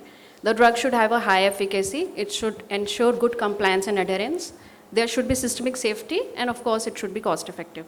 So I'll quickly run you through a few studies that will leave us with a definite answer by the end of this presentation. So a meta-analysis of first-line treatments has shown that prostaglandins are the most efficacious hypotensive drugs. This we already know. I'm not going to waste our time on this. And not only that, it smashes the nocturnal hump. As we all know that the peak of IOP appears at the beginning of the dark period. And prostaglandin analogs, but not other medications, are the only drugs that flatten this IOP-related increase. Now, for patients of glaucoma, as we know that compliance is a major issue, up to 80% of the patients have been found non-compliant with therapy. And impact of doses frequency on patient compliance, we also know that average compliance increases from 38% for a patient who is taking dose 3 times a day to about 80% in a patient who is taking once daily dose. Coming to the systemic side effects, now this slide is self-explanatory. Look at the systemic side effects of prostaglandin analogs. And by the way, all these systemic side effects of beta blockers are very real. There are patients who come with hypotension, wheezing, even loss of libido, for which the patients have to be discontinued from therapy. Now some of us will argue that what about the local side effects? Yes, hyperemia, hypertrichosis, iris color change, they are all real, but discontinuing treatment with prostaglandin analogs on account of their side effects is very rare in clinical practice. And in fact, persistence and adherence was substantially better with prostaglandins as compared to other drug classes. So coming back to the first slide, prostaglandins, highest efficacy, very good compliance on account of their convenient dosing, excellent systemic safety profile, and cost effective. Yes, the pharmaceutical companies are coming up with 1+1 or 3+1, that is aiding patient compliance. So prostaglandin analogs remain the first drops forever. Thank you. Thank you, Dr. Gitanjali, for an excellent presentation. Next, we have Dr. Arpita Bhattacharjee, who will be speaking about non-PGA medicines. Good morning, all. First of all, I want to thank Ophthaeva for giving me the opportunity. I'll be best anti-glaucoma medication for POAG. I'll be speaking in favor of non-PG group. So, what are the things that we need to keep in mind before choosing a drug for medical treatment in primary open-angle glaucoma? First is the efficacy, second is the availability, side effects, and cost. As my previous speaker has said that the prostaglandin analog has got the highest efficacy in primary open-angle glaucoma. But can the patient afford the recommended medication in the long term? In India, most of the people are from the low socio-economic background. Price is a very important factor for them. These facts must be kept in mind before choosing a medication which has to be taken for a lifelong. Second is the availability. Whether the drug will be available everywhere, because if the price is high, the chemists are reluctant to keep the medicines for a long time. And sometimes the high-priced medicines are not kept in small-town chemist shop also. So this thing is a very important factor. So this is the price list of the medicine. Here I can show you that this is the price of the prostaglandin analog from a branded company. See the price. This is 720 rupees. And this is from non-PG group. This is from the branded company. It is about 460 rupees. Similarly, in fixed dose combination with the PG analogs, the price is around 500, non-PG analogs. And this is with the PG analog fixed dose combination, it is around 800 rupees. So difference between the PG and non-PG is around 200 to 300 rupees. So this 200 to 300 rupees is also a big factor, a big thing for a person. And from a low socio, because we are seeing people from the low socio-economic background, most of the patients. So they has to discontinue the medication because of this amount of money. So this is a very important factor. Besides that, other side effects of prostaglandins are also there. So very important of them is the prostaglandin associated periorbitopathy. If we prescribe prostaglandin in a young lady who is uniocularly, so after some time the patient will have deep iris pigmentations, darkening of lashes, lengthening of the lashes, tightening of the lower eyelid, in periocular skin pigmentation, deepening of the upper lid sulcus because of the fat atrophy. So these are very important things. So studies are very scarce regarding the drug utilization in India. One of the study was done in Ahmedabad. They have studied 180 patients. Out of them, they have found that timolol to be the mostly prescribed medicine, about 82%, and trabapos to be the last one. So studies varies actually. In India, it is the most, non-PG group is the mostly prescribed, but in Australia and Japan, PG is the most prescribed one. So these differences may be because of the socio-economic differences between the countries. Besides, there are other conditions also where the PG analogs are not used as a first line of therapy. For example, PG, primary open-angle glaucoma is pregnancy, history of herpetic keratitis, post-cataract surgery with CME, glaucoma with active uveitis. So for glaucoma, whatever therapy is chosen, the concept to be kept in mind is that the glaucoma therapy is a lifelong and needs consideration of cost effectiveness and convenience in individual patients, as high-cost medicines like prostaglandin, they can affect the compliance of a patient in the long term. Thank you. Thank you, Dr. Arpita, for nicely presenting your case. I would like to ask the panelists regarding their first choice for POAG patients. I think when the prostaglandins were introduced in India, then that time cost was very high, but nowadays cost is, I think prostaglandins also are very cost effective. They have different schemes as described by Gitanjali. There are 3+1 other schemes, and also generic medicines are also there, which can reduce the cost.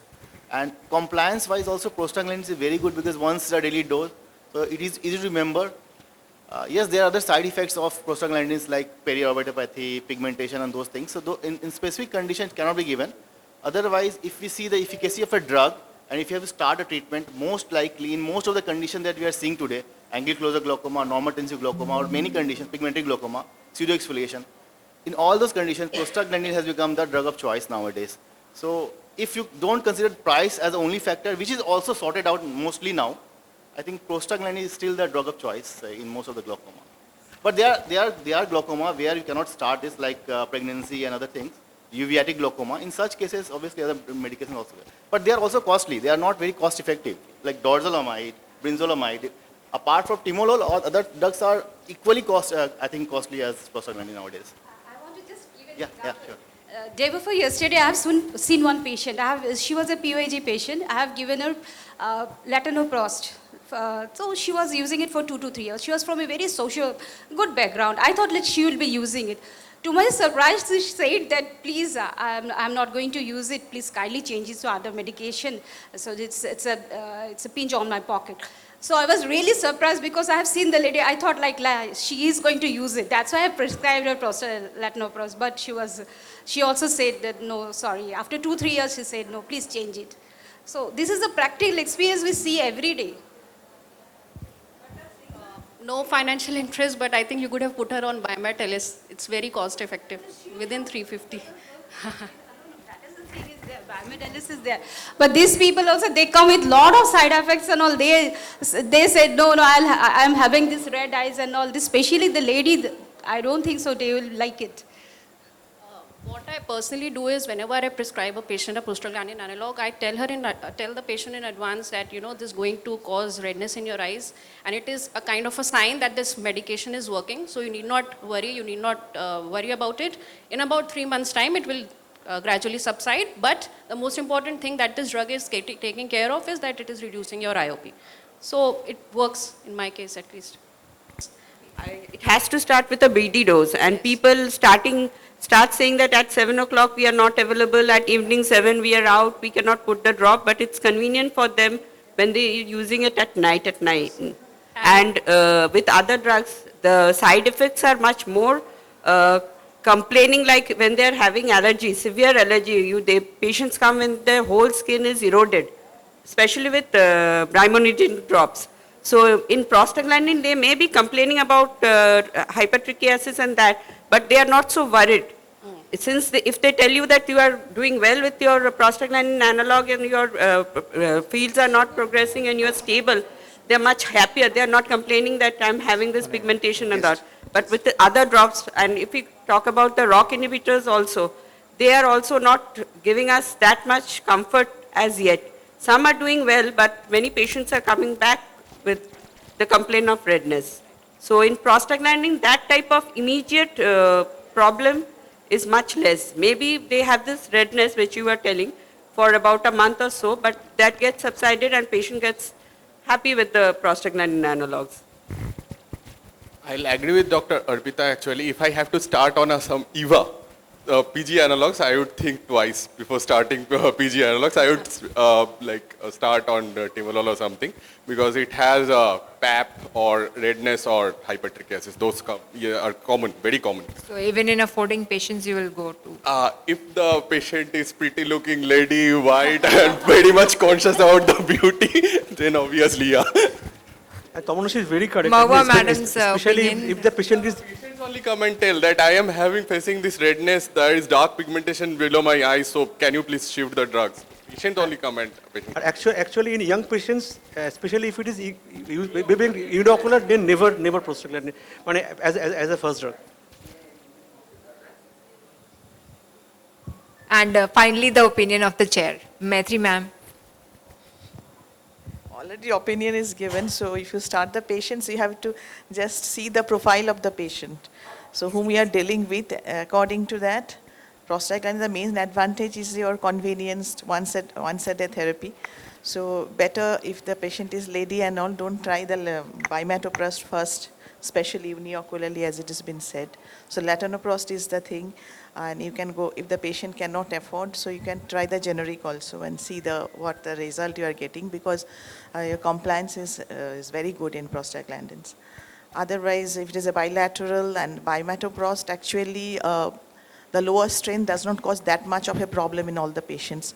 So we can try the lowest strength, that is a 0.1%. So that works well.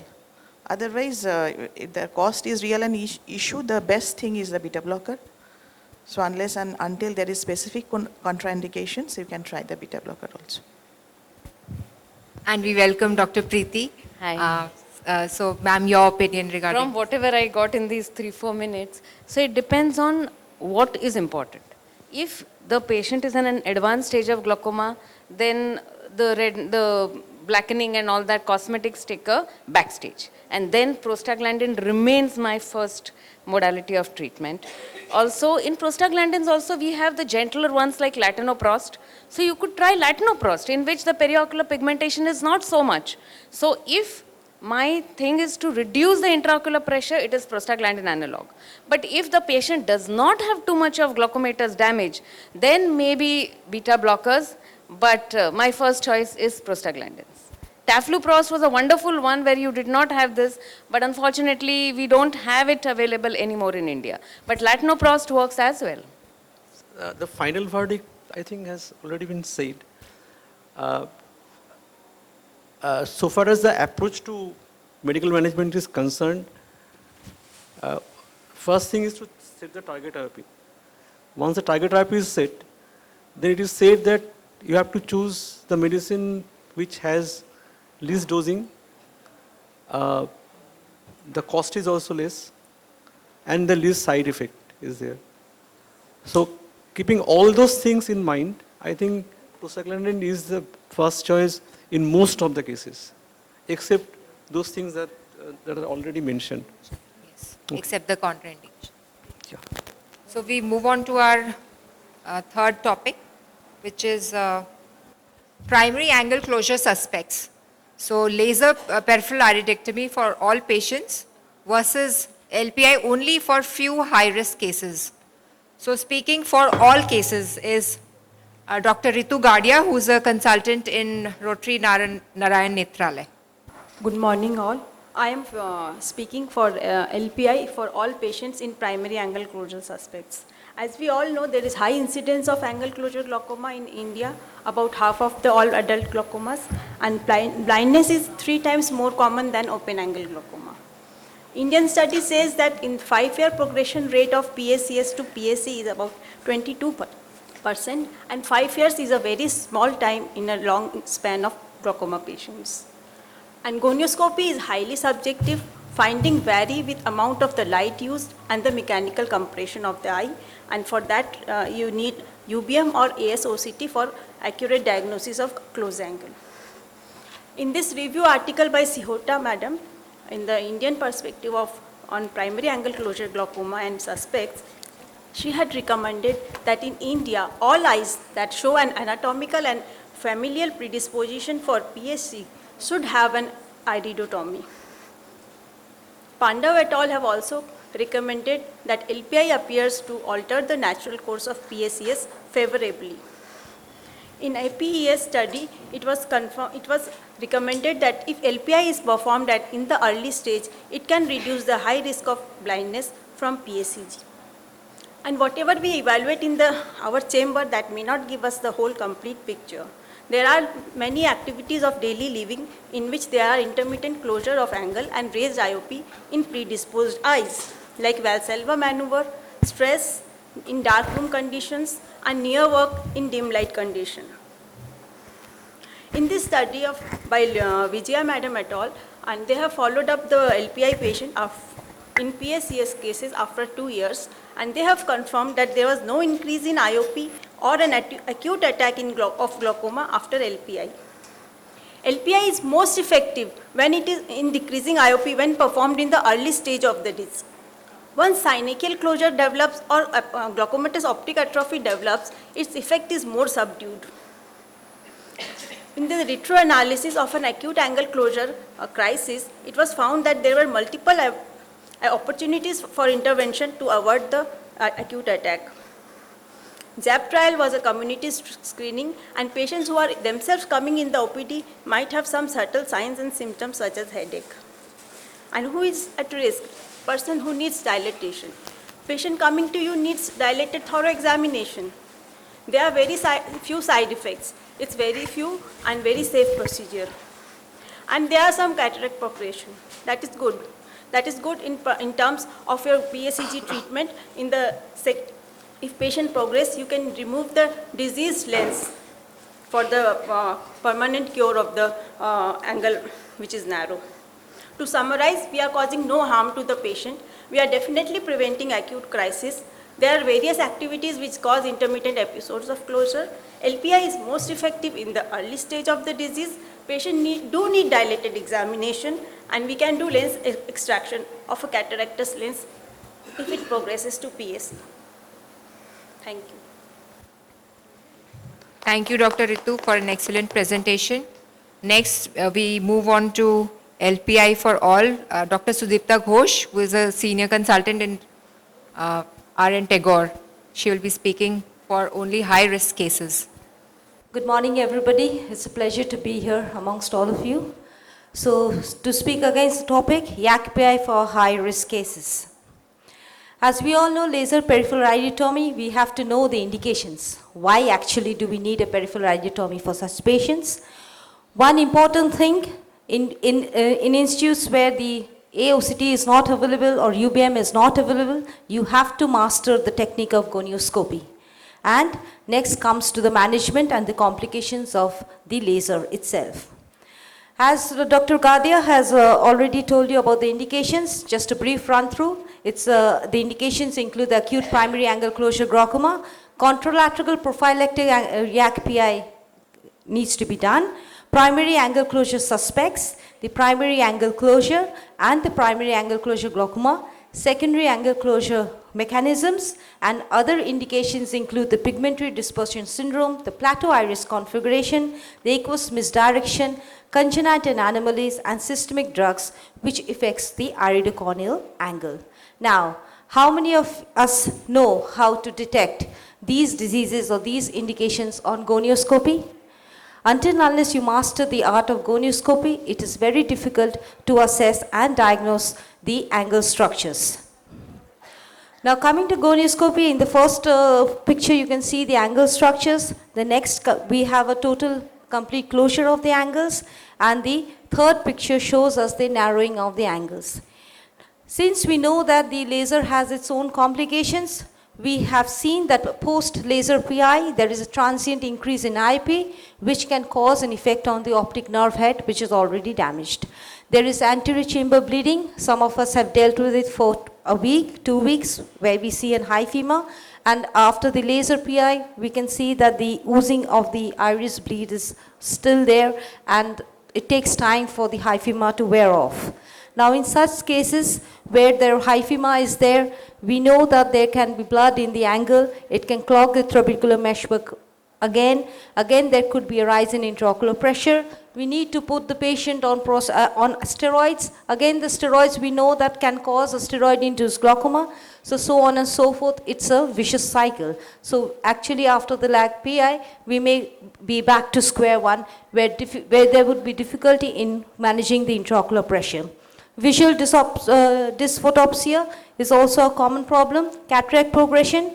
I have seen cases where in spite of the angle being open, there is a YAG PI there and there is a cataractus lens. So in such cases, what do we do? What do we think why the YAG PI was done? Again, iridodermic closure, we all know that in spite of our best of efforts, in thick irises is very difficult to penetrate the iris. So how much of laser will you apply to penetrate a thicker iris? So then there is pigment dispersion, then there is bleeding there in the eye. In spite of best of efforts, in spite of using maximum number of shots, still the PI doesn't open. So there is not a patent PI. And those patients who get a smaller iridotomy hole, again after sometimes we see that the iridotomy there is closure and then it necessitates for a repeat YAG PI. Aqueous misdirection syndrome is often misdiagnosed by one and all. So what happens is once we put the laser light, there is a turn in the iridocorneal structures and the aqueous misdirection syndrome can occur, which is malignant glaucoma, and it is difficult for an anterior segment surgeon to manage the aqueous misdirection syndrome. Then comes the next effort of referring the patient to a vitreoretinal surgeon where a pars plana vitrectomy is required to clear the mechanism of the aqueous misdirection and so on and so forth. Hence, so just to say, patients who need a YAG PI, who are diagnosed in a proper manner, who actually require a YAG PI should be taken up, and not all patients who have a narrow angle or an open angle in that case. Thank you so much. Thank you, Dr. Sudipta, for defending your point so well. So my question is next to the panelists. Whether they will go for a YAG PI for all primary angle closure suspects or only few? Not for all the patients with primary angle closure suspects, only patients who are having higher risk of developing glaucoma, like patients who require frequent dilation for screening of diabetic retinopathy, patients who are difficult to follow up, and patients with other eye had an attack of angle closure. So those patients those patients we can do a PI. And obviously it's a surgeon's choice or doctor's choice if he feels that this case is going to develop angle closure in future or he suspects something else. For diagnosis of plateau iris, sometimes you have to do a PI and C. So, most important here is even if you do a in the case of PSES or angle closure, it is very important to repeat doing gonioscopy. It is very important point that we miss. Generally we think that in a primary angle closure suspect patients, we do a PI and our job is done, our angle will remain open. That doesn't happen. Even with a patient of PSCS, they may progress to angle closure and disease will still progress. So you have to keep repeating the gonioscopy. That is very important. And the choice, it is definitely a choice of surgeon, his clinical experience or her clinical experience, whether to do a PI or not. But doing a routine gonioscopy is very important, which is often missed. Any other panelists would like to opine? And for a glaucoma person, doing a gonioscopy is not that difficult as it sounded to you. So doing a routine gonioscopy, we can see the angles and we can assess what is the problem, whether it's an occludable angle or it's a narrow angle. And secondly, how much of it is occludable. If it's more than 180 degree, we should go for a LPI. And for the complications, I don't think it's that difficult. If you are doing YAG PI regularly and you find a proper grip and use the proper energy, it really doesn't cause too much of bleeding.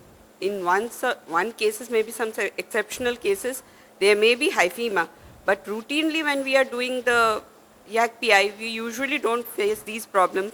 And I have not come, if a patient is in acute angle closure state, maybe in those cases, the patient may come up with a slight rise of IOP when I'm checking him the next day or next to next day. But in the routine where we are doing it prophylactically, usually rise of IOP is not seen. So I think in cases where a patient cannot follow up and there's a family history and there are other associated, like there's a pigmentary glaucoma, we should go for LPI. Nowadays glaucoma is treated less by glaucoma specialists and more by comprehensive ophthalmologists. So for them, mastering the art of gonioscopy, practicing and detecting how the angle structures is, what is the actual diagnosis in the angle. So we see cases that are not treated by the glaucoma specialist, but they come back with a YAC PI and I've seen cases with posterior synechia developing because of the uveitic episode that is there. So all of us actually should be routinely practicing gonioscopy. And one thing is in busy OPD, because of the time constraint, we usually skip that. What we do is we use the slit lamp and we see the Van Herrick's and then we just let the patient go. But in high myopic cases also sometimes the angle closure is also there. Yes. So in that cases, gonioscopy for all is important. But although I am saying, I also miss out on some of the cases. Okay. Anybody from the audience would like give their opinion on this? Yes. What about the ZAP trial? I mean, no one's mentioned the cataracts. If there's a cataract and the angle is narrow, occludable, wouldn't you just go for a cataract surgery? My preference is that. Instead of going for a YAC PI, I prefer to do of the cataract so that the mechanism is absolutely gone from there onwards. Thank you very much. Clear lens? Clear lens We are surgery? talking about clear lens only. Primary angle closure suspects with clear lens. Clear lens. Yes, I sometimes prefer. I sometimes prefer. Another comment? You cannot take cataract extraction, so lightly. Yes. So it has to be, in some cases, what you say is right. Now, when we are talking about PI, so let's first the debate topic, that the debate topic was PACS, primary angle closure suspect. We are not talking about primary angle closure. In primary angle closure, everybody needs an iridotomy. There are no two things about it. But primary angle closure, yes, suspect PACS in high-risk cases where repeated dilation or there's a family history. So that's one thing which I would like to say, that there's a difference between the two. In PACS, the current topic, only high-risk cases. But another thing, when I am trying to convince a patient, I would say it's one of the safest procedures in ophthalmology. I mean, done properly, hyphema is not significant, IOP rise is not significant. So if I were to say one procedure in ophthalmology with very minimal risks and a great benefit, I would say it's YAC PI. Sometimes if you miss the laser light, corneal burn also occurs. That's if you have not done it properly. If you do it properly, it does not occur. Yeah, exactly, and transient. You make the patient wait outside and put 1 drop of steroid, in 10 minutes it goes away. So you weigh the risks and the benefits are highly in favor of PI. But again, yes, PACS, only high-risk cases is what my opinion. Yes. I'm just putting in another angle. Yeah. So it's generally said that in institutional practice, people are not going for PACS because the workload is huge, so you can't do it for all the patients, only high-risk cases. But when you're sitting in your own private chamber, you're having only 10 patients, and then you have to weigh the risk of development into PAC or PACG. You don't know whether the patient is going to develop. So will you consider going for all PACS patients? No, not at all. No. I am not in an institutional practice. I am like you, sitting in an OPD with 15, 20 patients the whole day. I have all the time in the world. So it's not because it's a busy practice or not. In principle, PACS only in high-risk cases. It's not because of lack of time or any such thing. Ma'am, your opinion. 22% has moved to PSC. In the same study, it is written none of them has moved to PSCG from PSCS in 5 years. Blindness, just PSCS to PSC only in 5 years. So in continuation to that, what I should say that gonioscopy, mastering gonioscopy is very important and repeating it is very important. So whether you are a glaucoma specialist or a general ophthalmologist, if he is treating glaucoma, then he should know the gonioscopy properly and see the gonioscopic finding whether that is progressing or not. If it is progressing, if there is any closure which is not opening on compression, these patients actually benefit. These patients actually benefit who are progressing gonioscopically. They need this thing, and as she said, that who needs periodic dilatations and strong family history and the other eye also. So that is the way. Only for the special cases, on the high-risk cases only, we go for this. Presently, I am doing a ERPI, but I have the memory of performing surgical peripheral irectomy in 80s and 90s. I don't have any memory post-surgical cataract formation or hypema. True, sir. The complications of YACPA is very less, so I don't think because of the complications, it's a major issue. So the next topic is innovator versus generic anti-glaucoma medications. So speaking for the innovators is myself, I'm Dr. Pallavi Raj. And speaking for the generic medications is Dr. Amrita De. She is a fellow in glaucoma and Shankar Nethralaya. Innovator versus generic anti-glaucoma medications. There's a lot of differences. So please stop harping about the cost, and cost. There are a lot of differences between the innovators and the generics. So there may be a difference in clinical outcomes, the efficacy, the tolerability, difference in physical characteristics like pH, viscosity, and osmolarity.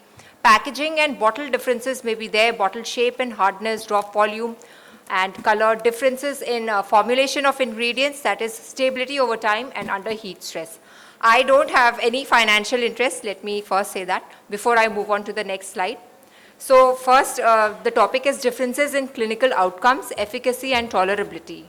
So this was a study that was comparing Xalatin, that is a branded originator, versus a generic. And it was seen that there was almost a 9 millimeter mercury of IOP drop in the innovator molecule, whereas it was only 5 mm in the generic. And when there was a crossover done, that was at 12 weeks, the people who were using generic medications, they had an IOP rise. So this was also supported across many literatures, and I'm not going into details. Also, it has been shown that ocular surface disease index score, it is much more in the generic molecules compared to the innovator molecules. This is also supported by multiple studies and by Ali, Al-Jassim, etc. And they have shown that the branded ones are having something, SPKs are having around only 20% cases, and the generic ones are having as high as 50%. This was also tried with the crossover and was found that when the crossover happened, the numbers increased. So next, we move on to the next point, differences in physical characteristics, pH, viscosity, and osmolarity. So that is important because pharmacokinetics and pharmacodynamics of the ingredients, they all control the drug ionization, the penetration, and the absorption.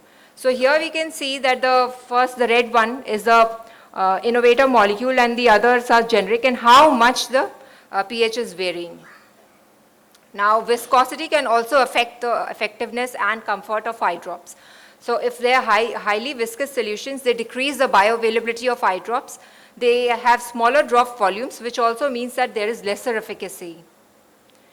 So some of them can be having too much high viscosity, as can be seen in this chart. The red one is the innovator and the others are all generics. Osmolarity can also affect the safety and comfort of eye drops. So if the solution is hyperosmolar or hypoosmolar, it can cause irritation, pain, and tissue damage. Here also in this chart, we can see that there is a lot of difference between the generics compared to the innovator molecule. Packaging and bottle differences, bottle shape and hardness, drop volume, and color. They also are important to decide about the efficacy, because it has been found that more force may be required to release a drop, and sometimes multiple drops will fall together in the eye. So all the bottles will have varying degrees, all the other generic medications, they will have varying degrees of hardness, and so it may cause too many drops falling into the eye of the person and overdosage. So one of the innovator molecule was studied, like it was Xalatin in this case, again no financial interest. So patients in general have said that it is much easier to instill and it is easy to open. Whereas when they were using the generic bottles, they have found that multiple drops will fall together at one time. Drops will run down their face. The bottle is difficult to open, and so many complaints. So bottle packaging may impact drop volume because dosage consistency is important. Now, if there is overdosage, we all know there will be systemic toxicity and local side effects also in the patients. So there may be also differences in formulation of ingredients, stability over time and under heat stress. So it has been found that these generic molecules, they undergo degradation under heat stress because they are not in tamper-proof airtight bottles. It has been shown in a study that after 30 days, the significant reduction in latoprost levels in one of the generics as compared to the innovator molecules. Particulate matter is also important. It has been found that the generics will have a lot of particulate matter, and this can cause multiple inflammatory reactions, inflammatory cell infiltrates, particularly in patients having dry eyes. So I would summarize, glaucoma treatment guidelines acknowledge possible differences and recommend careful monitoring of generic usage. The efficacy and safety of innovator products have been demonstrated through clinical trials, whereas generics do not have such clinical data. Generic ophthalmic drugs have been shown to differ from the innovators in terms of physical characteristics, pH, viscosity, and osmolarity, while innovators have consistent bottle packaging and drop volume. These may vary in generic anti-glaucoma medications, adversely affecting adherence, and generics have been found to deviate from their labeled ingredient concentrations and may also be less stable. Thank you for your attention. Next, we have Dr. Amrita De defending the generics. Good morning, everybody. I'm extremely grateful for being able to stand in this platform and very honestly, a little overwhelmed too. So I will straight come to the topic. Pallavi ma'am has beautifully elaborated her points in favor of innovators, but at the same time, we all know there are two sides of the coin. So I would rather like to talk about the less talked about generic drugs. So the big question still arises, or is still there, what to choose, branded innovators or generics? And coming to ophthalmology, there is nothing called generics. There is either the branded or innovator drugs or the branded generic drugs. And this question might seem to have a very easy answer because we as doctors also, we prefer innovators or branded drugs. And why not? They're available at all physicians next to us. Whereas the generics, they are basically marketed by a very less amount of public sector officials, and it is only available at Pradhan Mantri and Aushadhis. So now I will straight come to my next slide. So what is an innovator drug? Innovator drug or innovator molecule is prepared by a pharmaceutical company after thorough research and goes on rigorous clinical trials. And what are the branded generics? That is, once the patent of the innovator expires, other pharmaceutical companies can manufacture a similar molecule and sell the drug with a different trade name. I will just elaborate further on this so that my next slide is explained beautifully. Basically, for an innovator molecule, a huge amount is spent on the costing. First, there are lab testing, then it goes to animal testing, then the 3 phases of trial, and then comes marketing. And as far as branded generic is concerned, it is nothing but the duplicate of the innovator drug. All the work has already been done. So a branded generic is just a duplicate of the already existing and established innovator drug once the medicine goes off patent. So here comes the cost. And as far as glaucoma is concerned, whatever my little knowledge permits me, it's a chronic asymptomatic spectrum of disease. So patient needs to use the drugs for a pretty long time, if not lifelong. And yes, we do live in a still developing country where cost is a factor. Branded generics are less costly than brand name drugs as they do not have to spend for drug development and research. The cost further decreases in view of growing competition amongst various companies to make a similar molecule at cheaper rate. A 2002 study by the Schneider Institute of Health Policy at Brandeis University indicated that if generic use was increased by Medicare recipients, there could be a theoretical savings in billions of healthcare dollars.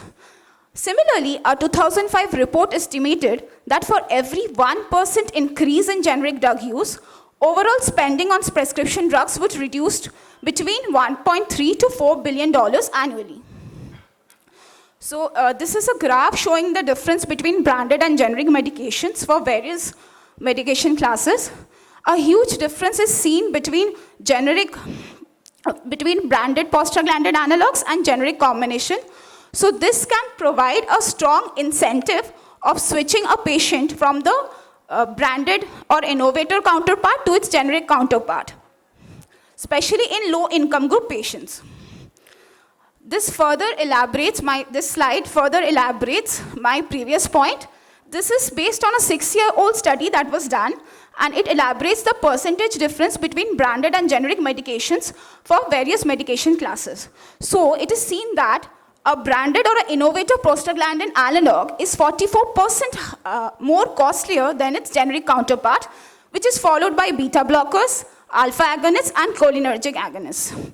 So this, for a low-income group patient, or even for a moderate income group patient, this serves as we can strongly entice a patient to move from the branded or the innovator counterpart to its generic counterpart.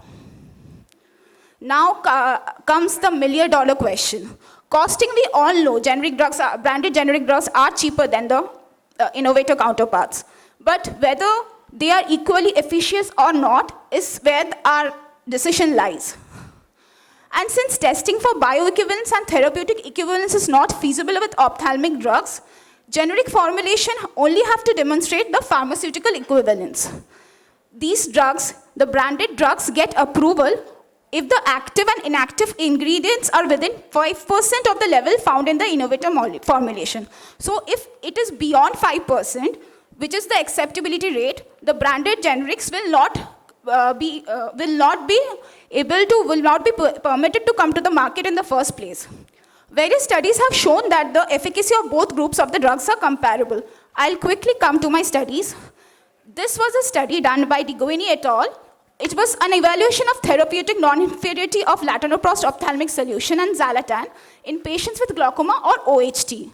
And the conclusion of the study was that latanoprost ophthalmic solution is non-inferior to xalatan in lowering IOP and is generally well tolerated.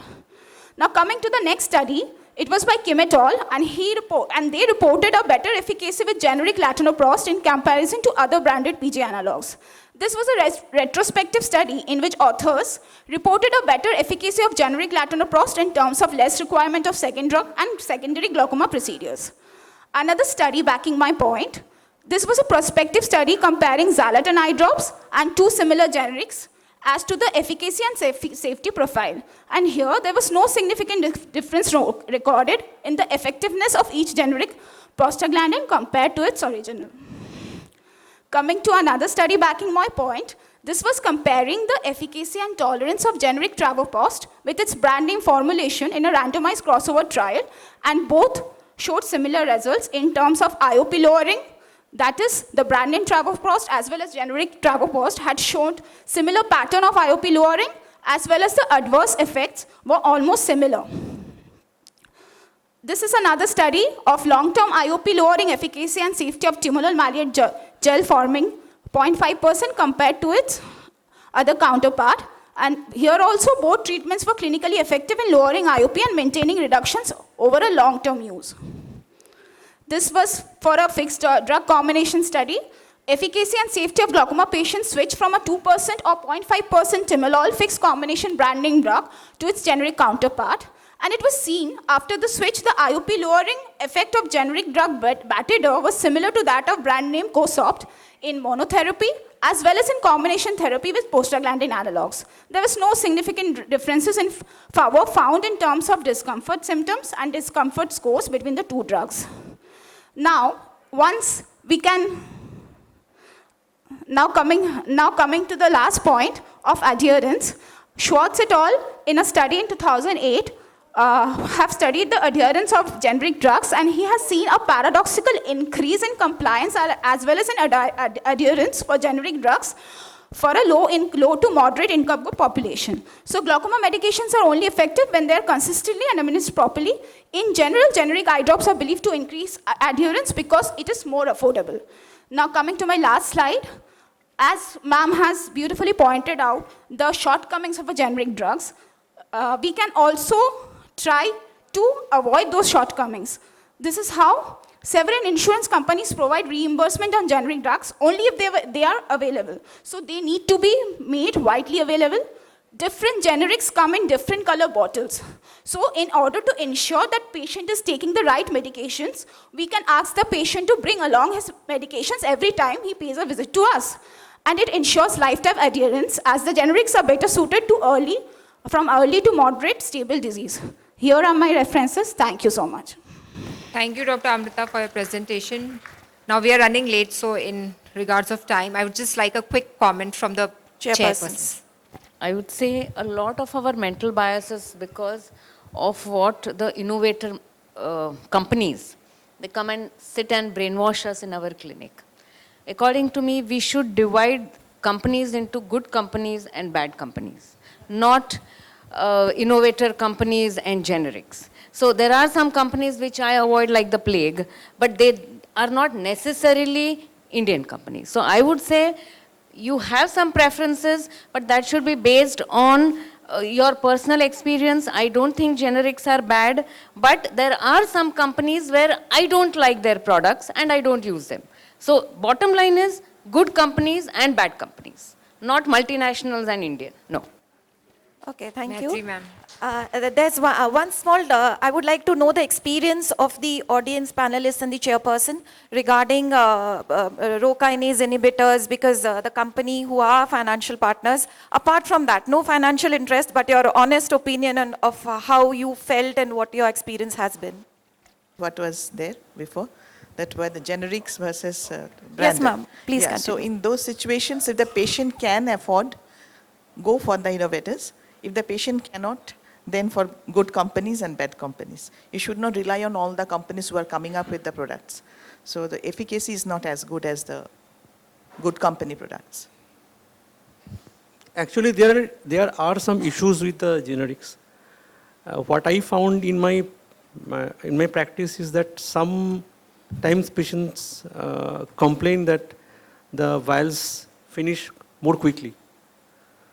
And sometimes patients, I rarely switch from generic to the innovator molecules. I rarely found that innovator molecules are better tolerated than generics. But which is painfully true is that the glaucoma is a chronic disease. So we have to think about the cost. So in that way, generics, yes, and good companies, yes. Good company generics are definitely acceptable. And so far as Rho kinase inhibitors are concerned, yes, they have a place, because this is one molecule other than pilocarpine which acts directly on the conventional pathway. It takes some time to act. So you have to give time, and there is no systemic side effect. The only thing is this local side effect. So let's see. It has definitely a space. Yes.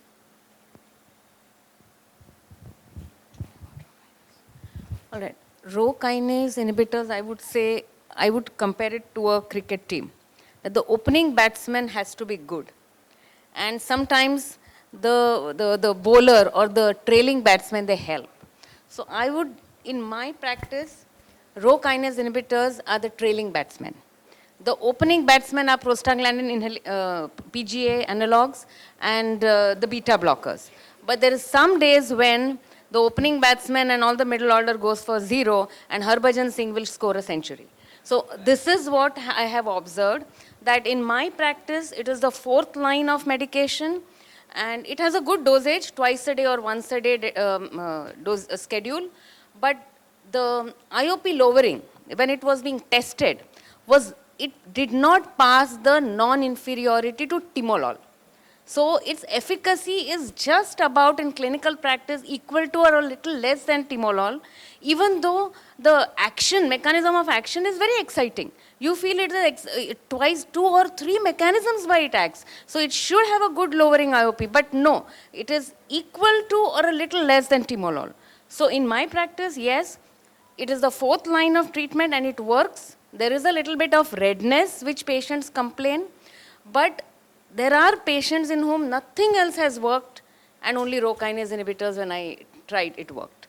But that should not be the first line of treatment. That's what I want to say. Thank you, ma'am.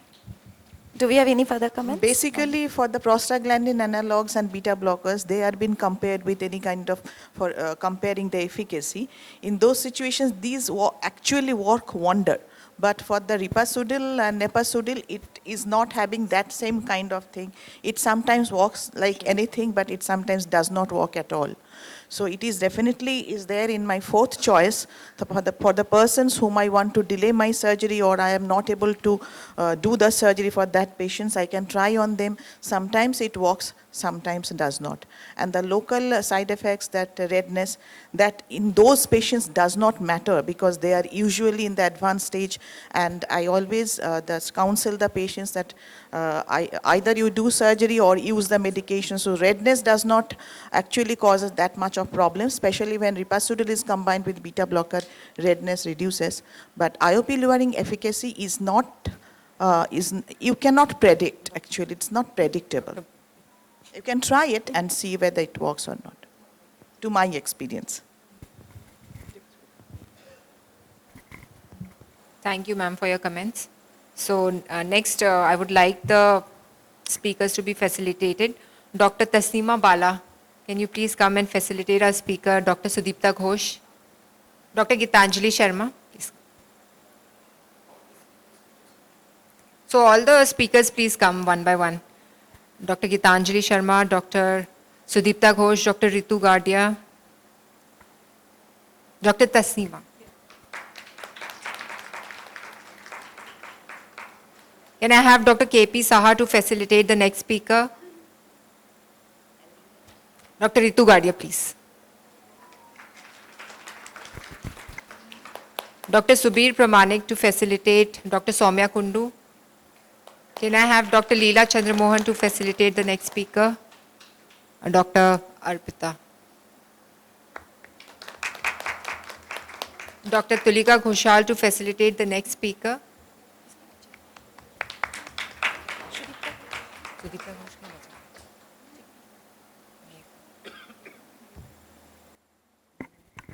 Now the chairpersons to please honor the panelists. The chairpersons, please. Dr. Moitri ma'am, please come. Dr. Nilaikanti Majumdar sir. Dr. Prashant Srivastav, Dr. Tamanash Basu, Dr. Shomsri Sil, Dr. Maua Mazumdar, Dr. Sir, please.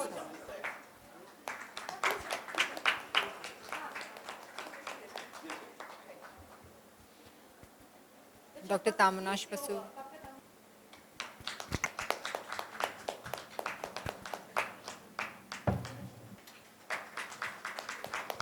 Dr. Shomsri.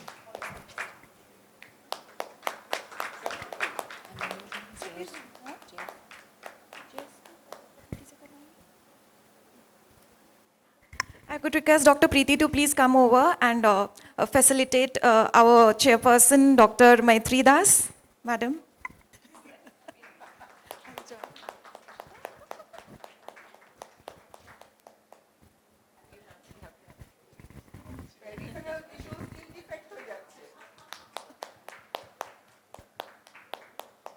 And to honor Dr. Pallavi Raj, our coordinator and moderator for the day, for the glaucoma session.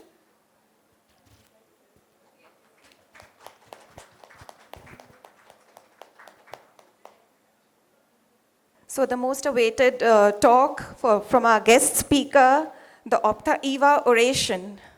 Well, Dr. Preeti Kamdar, she's a renowned ophthalmologist, a glaucoma specialist trained at LV Prasad Eye Institute in Hyderabad, and we are very honored to have you, ma'am, here.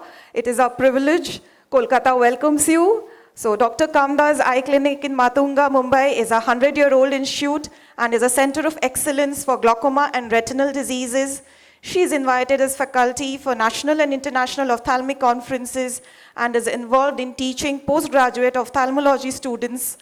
Under the aegis of Maharashtra Ophthalmological Society, under her organization, all 26 districts of Maharashtra walked on the same day at the same time in March 2019 as part of the glaucoma awareness program, and this was a feat. She is the managing committee member of Maharashtra Ophthalmological Society. Dr. Preeti Kamdar was honored as a Women's Achiever in 2021 by the Government of India under the Beti Padhao and Beti Bachao initiative. And we are very honored, Ophthaeva is honored to have Dr. Preeti Kamdar amongst us. I would call Dr. Maitri Das and Dr. Ratish Paul sir to please do the honors for her, and then we will have her talk on glaucoma.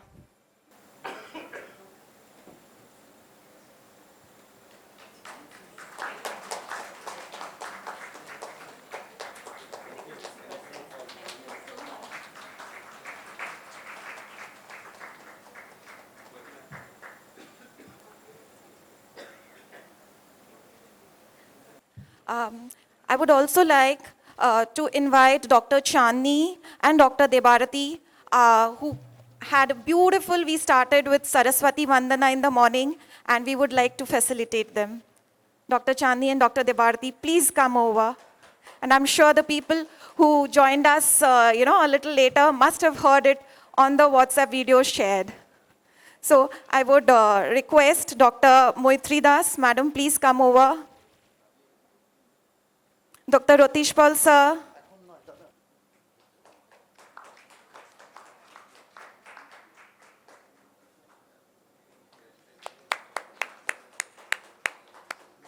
And the other drew such beautiful goddess Saraswati, which was beyond, and it all gave us goosebumps to sing a song in Sanskrit, the Saraswati Vandana.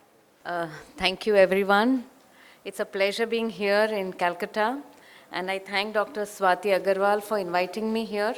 And I'm sorry for the delay, but in Bombay, when it rains, it pours. And we've been begging the rain gods for rain, so I can't even complain. So, but here I am. And, okay, my structure-function relationship in clinical practice. The core concept of structure-function is that there is always a relationship between the structure of a biological entity and its function. It holds true for all organs. In ophthalmology particularly, we have the same for cataracts also and macular degeneration also, but it's so much in your face that we don't even talk about it. But we talk about it in glaucoma because of the unique distribution or the way the optic nerve is destroyed. So the structure-function relationship has to be assessed in glaucoma in 3 conditions at diagnosis. To confirm or rule out glaucoma and diagnose other pathology. During follow-up, because you want to assess, is it progressing or is it not? Then, whenever there's a change in status, you feel all is fine, but the patient says, my vision has dropped. So is it glaucoma, is it not? So at every step of follow-up, you're going to do that, but particularly in these 3 stages. Now, what is the structure-function correlation? What are the structural tests that we do in the clinic? One is the clinical disc evaluation, which is the most important. Then you have the OCT, RNFL, and the OCT ganglion cell complex. These are the structural tests we do, but and functional tests, you have multiple ones, but mainly we use perimetry. And to a certain extent, recently, OCTA, means the angiography, OCT angiography, where capillary density is used as a surrogate, but I'm not even going to talk about it because it is clinical, in clinical practice. OCTA is not clinical practice. So now we need to know what is the structure. What is the unique structure? So just in short, that we have axons coming, ganglion cells distributed all over the retina, and they enter the optic nerve. So they are divided into 3 parts. One is the nasal area. The nasal area which drains into the nasal part of the optic nerve. Then the papillomacular bundle, that is a foveal, which goes straight into the optic nerve. And then you have these arcuate fibers which do not cross the horizontal midline, and most of the times it's the arcuate fibers which are affected, the inferior and the superior ones which are affected. Very occasionally, inferior perifoveal ganglion cells also join these arcuate fibers, and they are affected and they cause paracentral scotomas. So this is a little bit about the anatomy.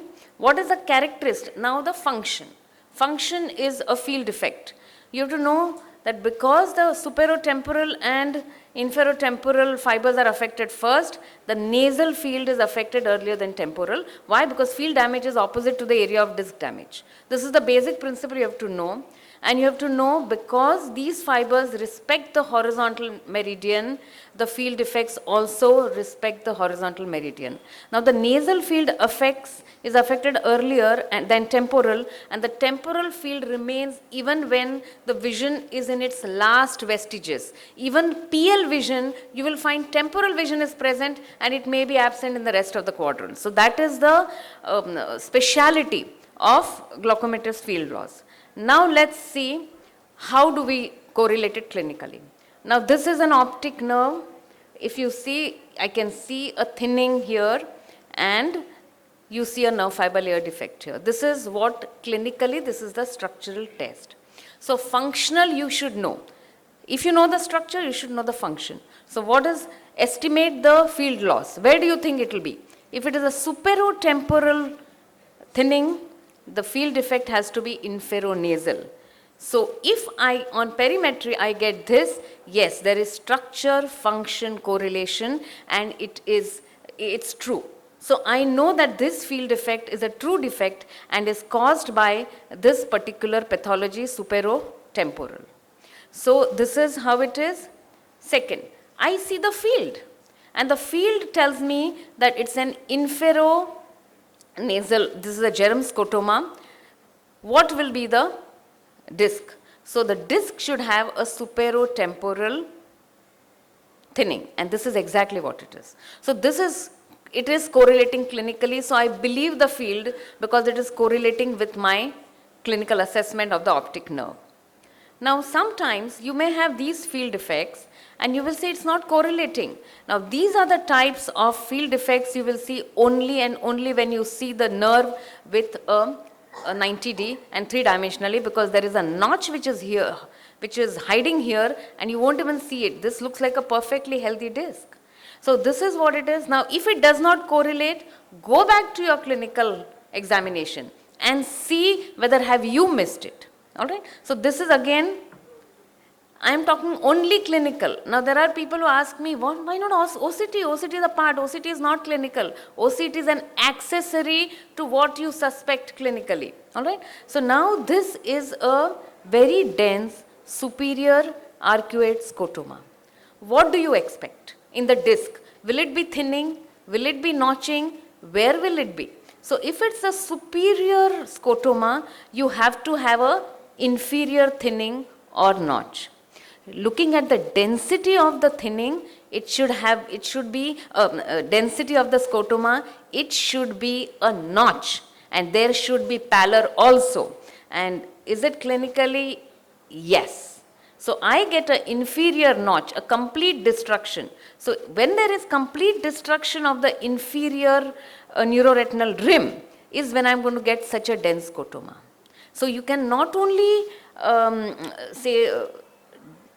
predict where it is, but also whether it's a thinning, notch, pallor, how much is the destruction. Looking at the field, you can predict. So this is again clinical practice. Clinical practice is not OCT.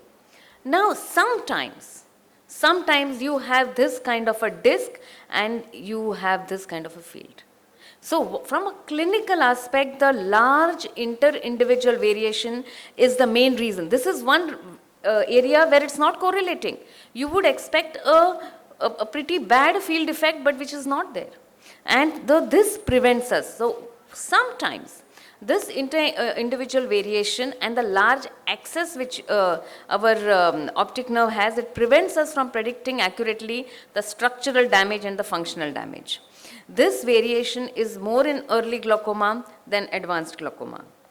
So this is where one condition where I am not able to. Maybe you could do a swap. Maybe you could find out different methods, but most of the times we rely on white perimetry. This is again, this is a patient with almost 0.8, 0.9 cupping, and I should have expected a much larger field effect, but it's not so.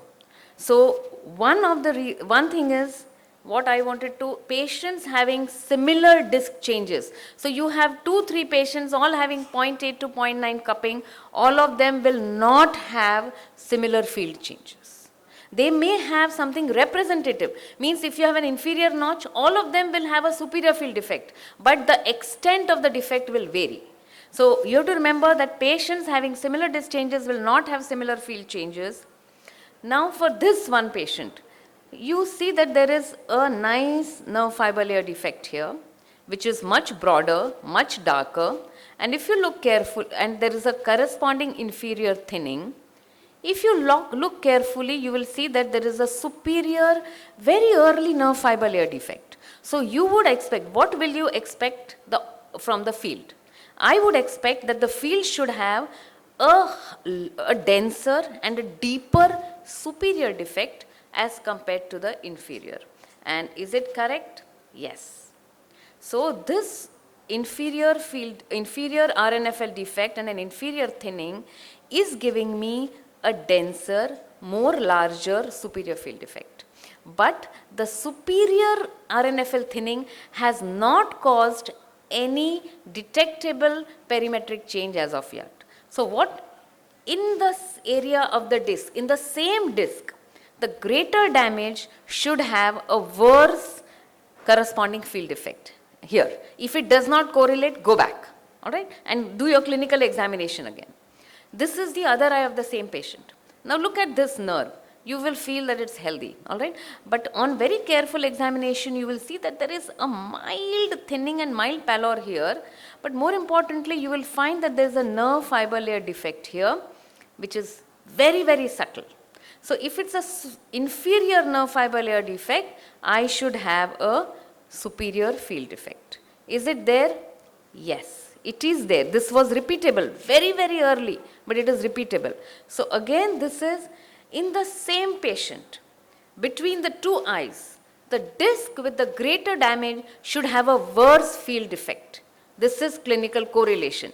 If this does not, if you don't see that, again go back clinically or repeat the perimetry. So this is what it is. Now let's see the role of OCT. OCT, don't look at the, here it shows a sectoral damage, but don't look at here at all. Look at this area. You see a beautiful wedge-shaped nerve fiber layer defect in the right eye also and in the left eye also. So this is where OCT comes into picture. If on my disc I don't see anything, RNFL I look at properly and I still don't find a field defect, but the RNFL defect, but the OCT shows me these kind of wedge-shaped defects, I'll still keep it in mind. But it does not replace my clinical examination. Now here there is a structural damage, okay? I have found a notch, but I don't find the function. I feel the function is pretty okay, the field is normal. 24-2 leaves a central area untouched. So you have to go ahead and do a 10-2, and when you do a 10-2, you will find that it's not normal. So if you see a notch, but or a thinning, but you don't have a corresponding field defect on 24-2, go back, again do a 10-2, and you will see a field defect. Why is it important to find a field defect? Because the moment there is a field defect, the approach to the glaucoma patient changes. That means this patient has quantifiable visual field loss, and that is when your target pressure will change, the way you approach the patient will change. So that is why it is important, and that's why 24-2, even despite you seeing a notch is normal, go back and do a 10-2. So this is, if the structure is damaged, but function is normal, look in detail. Now here it is, there is structural damage. I did a 20, for what is the structural damage? This is a 30-year-old boy. Mother has lost one eye in glaucoma, and I see a very subtle, can you see this? This is beautiful, silvery, feather-like RNFL, but superiorly it's missing. There is a nerve fiber layer defect. I did a 10-2. I did a 24-2, all normal. One moment, please. Yeah. And here is the OCT. Now this is the role of OCT. If you see the OCT, I see a very subtle nerve fiber layer defect here. Okay?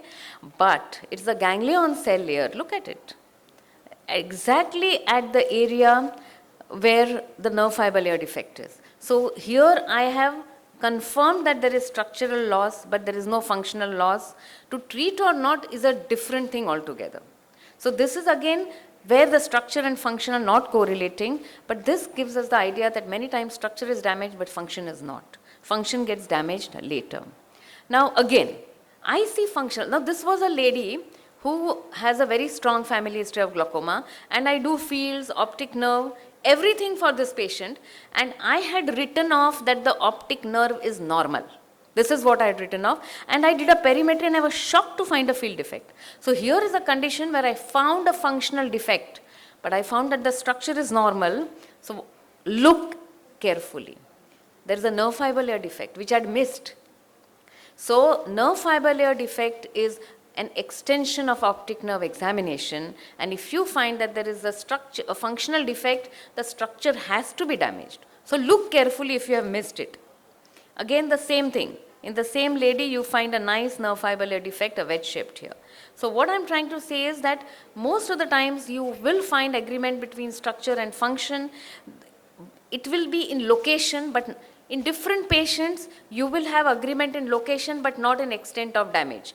All patients with an inferior notch will not have the same amount of damage. It will be because of the reserve and the inter-individual variability, it will be different.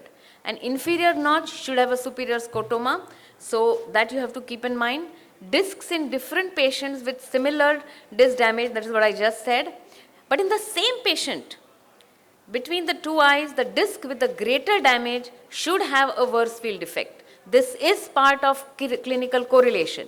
And in the same disc, the area with greater damage should have a worse corresponding field defect. So if these things don't exist, you have to go back and check again.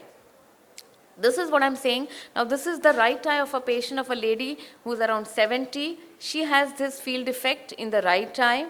She came to me in 2021, and the other eye showed advanced glaucomatous field defect. And this is the field. It's almost unrecordable on 24-2 and very little on 10-2. But you have to see that here the nasal field is remaining. Even in, as I said, in advanced glaucoma, here it's a temporal field which remains. So only based on that, I said, why is the nasal field preserved? It does not correlate clinically.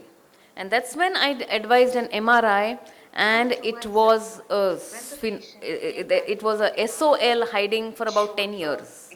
Okay? So even in advanced stages of glaucoma, you have to have clinical correlation between structure and function. Now for follow-up, this correlation thing is murkier compared to diagnosing glaucoma. So at this point of time, there is no single test which gives progression on its own. So now here is this, there is one thing I want to tell you is, suppose a patient with advanced glaucoma comes and says, my vision has gone down. Our first thing, or many people come to me said that the vision has gone down, the glaucoma has progressed. Central visual acuity, even in advanced glaucoma, has no correlation to the level of glaucoma. Now this is a lady who has almost a tubular vision. She said her vision dropped from 6/12 to 6/24. Many would say it is glaucoma, but I would still ask what is the cause. And most of the times, the cause is a macular pathology or something else. So glaucoma till it is in its final vestiges, it does not cause central visual acuity loss. Again, now this is one patient, 2014. You see a very subtle nerve fiber layer defect. Then 2017, again a disc hemorrhage, and the nerve fiber layer defect has increased. And 2020, that's a larger nerve fiber layer defect. So structure is progressing. This is the function. So this defect, which I thought was an artifact in 2014, but it progressed in 2017, and 2020 it has worsened. So this is a typical case where the structure and the function both correlated very well, but this does not happen always. Now for example, this gentleman, I have followed him up from 2014 to 2021. In 7 years, In 7 years, you can see how the superior field has been lost. If you see red is good, mind away in this picture. So this is thick, little, these are the baseline tests, and as you see in 2021, there is a distinct thinning between what it was in 2014 and what it is now. And the same thing is seen in the graphical representation, where the superior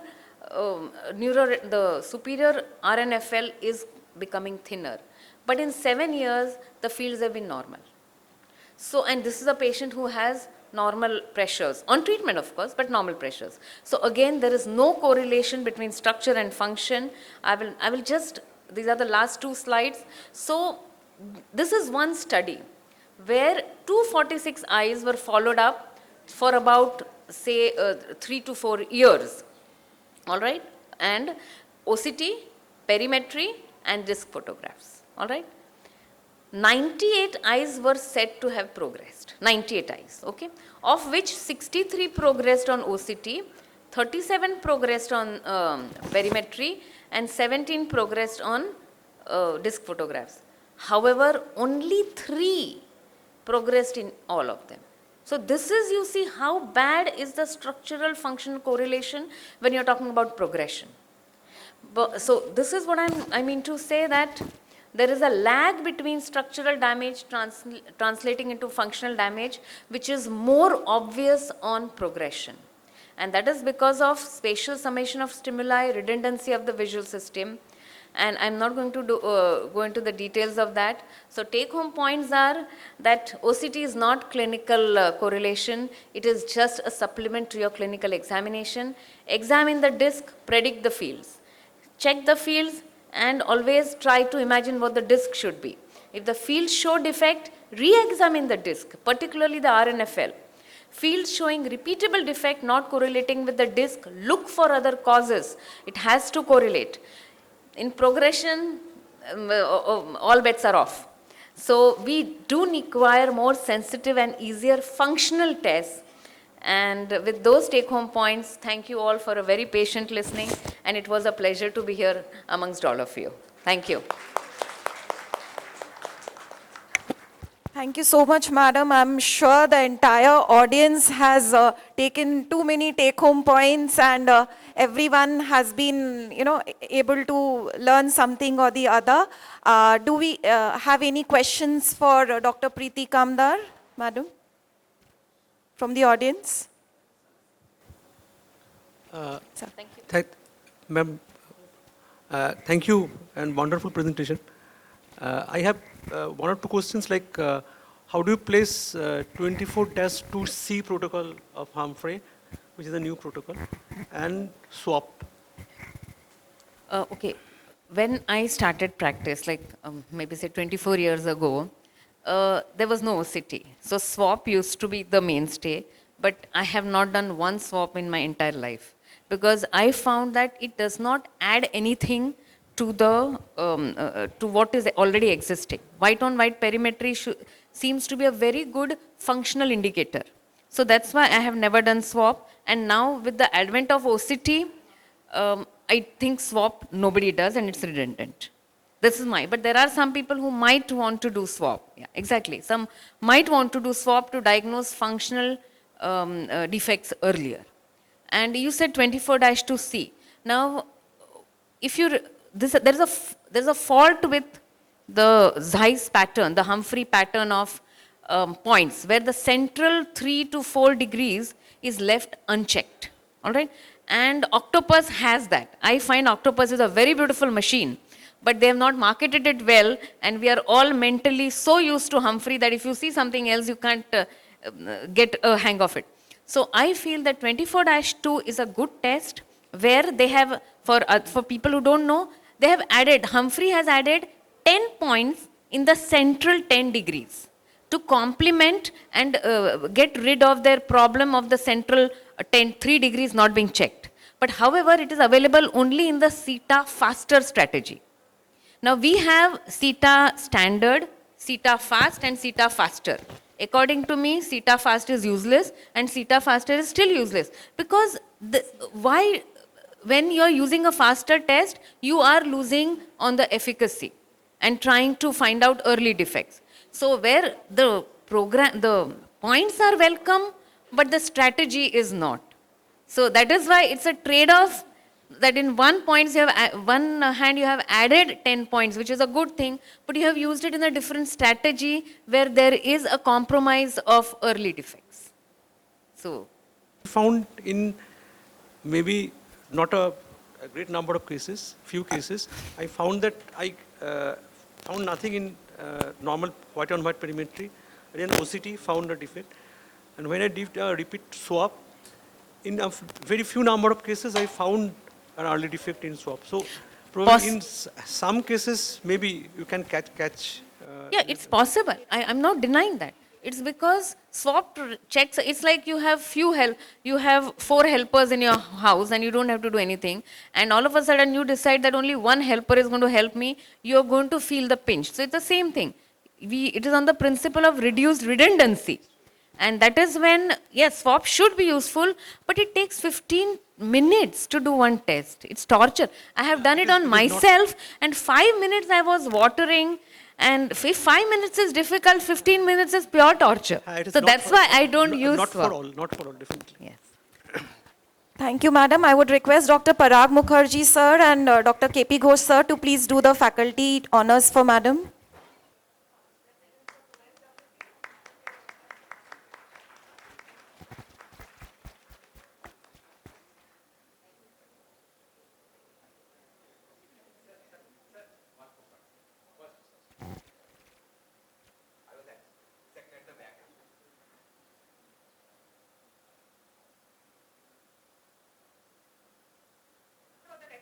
The much awaited retina session.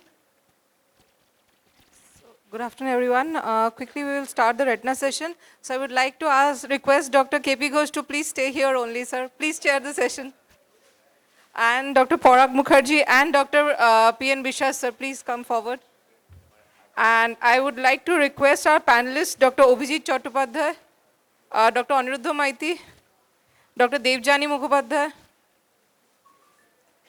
Dr. Debmallo Das, Dr. Jonaki Ghosh Roy, and Dr. Rupak Kanti Bishas. So without any further delay, I would like to request Dr. Kolpita Das to present her topic. So the whole program will be 2 minutes talk with 1 or 2 questions after that. And since we are very short of time, we will quickly finish the session.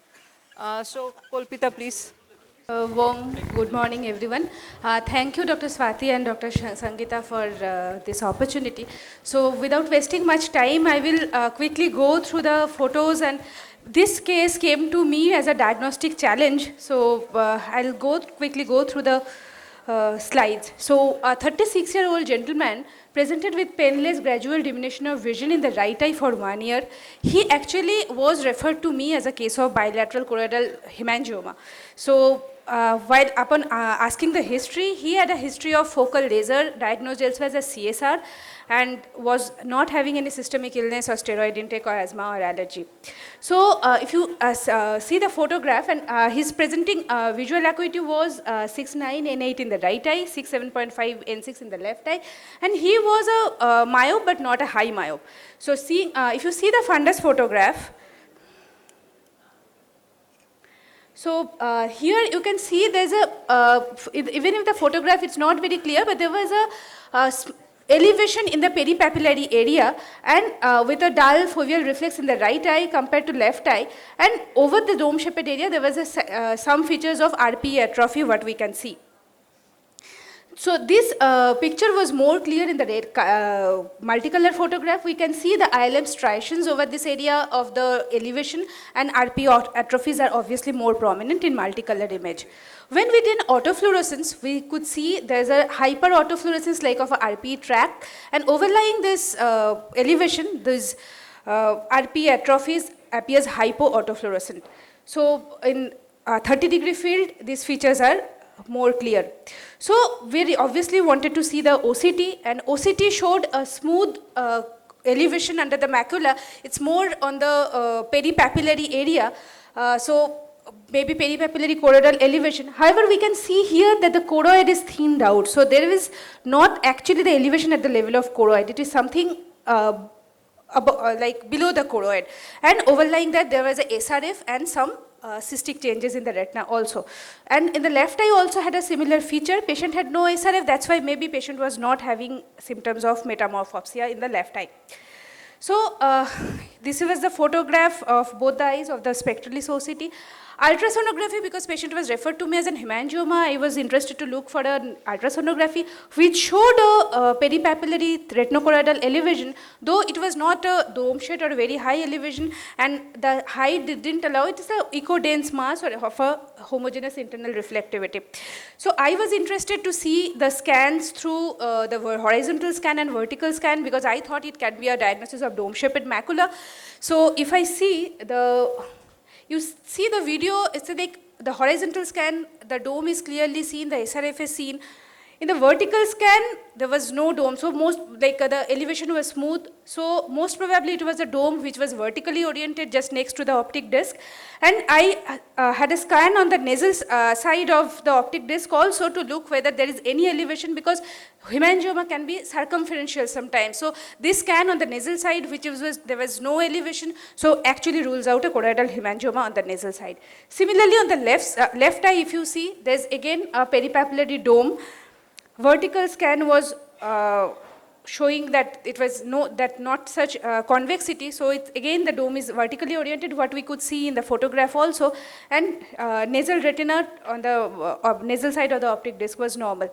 So with that, I had a diagnosis of dome-shaped macula or a CSR or a choroidal hemangioma, asked for a combined angiography, fluorescent angiography and ICG, which showed that early pinpoint hyperfluorescence, but in ICG there was no late washout. So similar picture was in the both eyes, and if you see in the right eye and the left eye also, this over the dome there are RP atrophies are very prominent. That means this is there for the quite long time. The leakage and those things had set on the chronic RP changes, giving these RP atrophic changes. So what are the diagnoses? So my question at this point was whether it's a hemangioma, or a CSR, or dome-shaped macula, or if, because it's vertically oriented, whether this is a reed-shaped macula or not. I read about the case because choroidal hemangioma can be bilateral, but in most of the cases it is unilateral, and because ICG feature was and ultrasonography feature was not very typical of choroidal hemangioma. CSCR it can be, but in the ICG, but I forgot to mention, there was no diffuse choroidal hyperpermeability on the ICG. There was a dilated choroidal vessels over the dome, so this is most probably not a CSR, though there were some very tiny faint pinpoint leakages were there in the area. And whether this is dome-shaped macula, because as we all know, dome-shaped macula usually happens in very high myope on the posterior staphyloma. In the purpose of emmetropization, there is a dome-shaped formation happens. But this patient was not a high myope, but dome-shaped macula can be bilateral. Configuration was showing that it's a vertically oriented dome, but the most common variety of dome is usually horizontal. And those FFA features were more suggestive of a dome-shaped macula, because those pinpoint early hyperfluorescence with no obvious changes in the ICG was putting towards the diagnosis of dome-shaped macula. So what is the mechanism of dome-shaped macula? When I looked, there's a localized scleral thickening of the regional variation in the scleral biomechanics property gives rise to the dome-shaped macula, which like prompted me to do an MRI. And MRI pointed there was a focal scleral thickening when flattening of the contour of the eye. So by this, I came to the diagnosis of this case as a dome-shaped macula, but I hope my panelist will give me a better idea whether you think of any other diagnosis or anything else for this case. And I'll not go through the details of the case because I treated the patient with anti-VEGF with a moderate improvement. Patient is on oral dorzolamide, and we tried on mineralocorticoid receptors, but he remains almost the same. Thank you, Kalpita. Yes, they don't behave very well with anti-VEGF injections. So any comments, please, Dr. Maiti? Yeah, that's a nice case. I was just asking, can there be CSR as well? Because the RP tracks are very typical to CSR, and why was the laser done? So laser was because laser was done outside. So most probably patient was diagnosed as CSR outside, and laser was done for that. So it was diagnosed as a chronic as a case CSR. of chronic CSR. But obviously there was a lot of features which actually matches with dome-shaped maculopathy? Yeah, Kalpita and Anirudh, I think, yes, this is a very, if you have mentioned the pathogenesis. So the pathogenesis of dome-shaped maculopathy, this is a very newly coined term. What happens, it is actually a dome-shaped. So that's why because of the structure, the name has been coined accordingly. Now what happens, this is a kind of a variety of exudative retinal detachment. So if you think of the CSR, it is also a kind of a exudative retinal detachment, or rather if we think of this as a congestive retinal disorder or congestive retinochoroidal disorder in short of it. So now what happens because of the, and what is refractory status of this? -1. So Minus it's not one. a high, it's a myo, Yeah. but So this has been, again, the hypothesis is that those who are having a myopes or a tendency towards myop, the natural process of, to rectify myop is that the sclera becomes thinned in the subfoveal area so that the axial length is being made up. So that's how it's a natural process, the way myopia control was there. So this is a natural process of myopia control, that the sclera becomes thickened. But then what happens during this process, if the sclera becomes thickened, then the choroid is pushed up. So if the choroid is pushed up, the myopia is getting rectified, but because of that, there is a local stagnation of the choroidal circulation in that area, which in turn causes an exudative. Now, how the exudation occurs? Now, because of the choroidal stagnation, there is a fluid which is being accumulated in the initial phase in the subretinal area, which again causes a leak in the RP layer and then goes into the subretinal space. And the majority of the cases, these leak subside by its own, and those fluid that gets trapped there.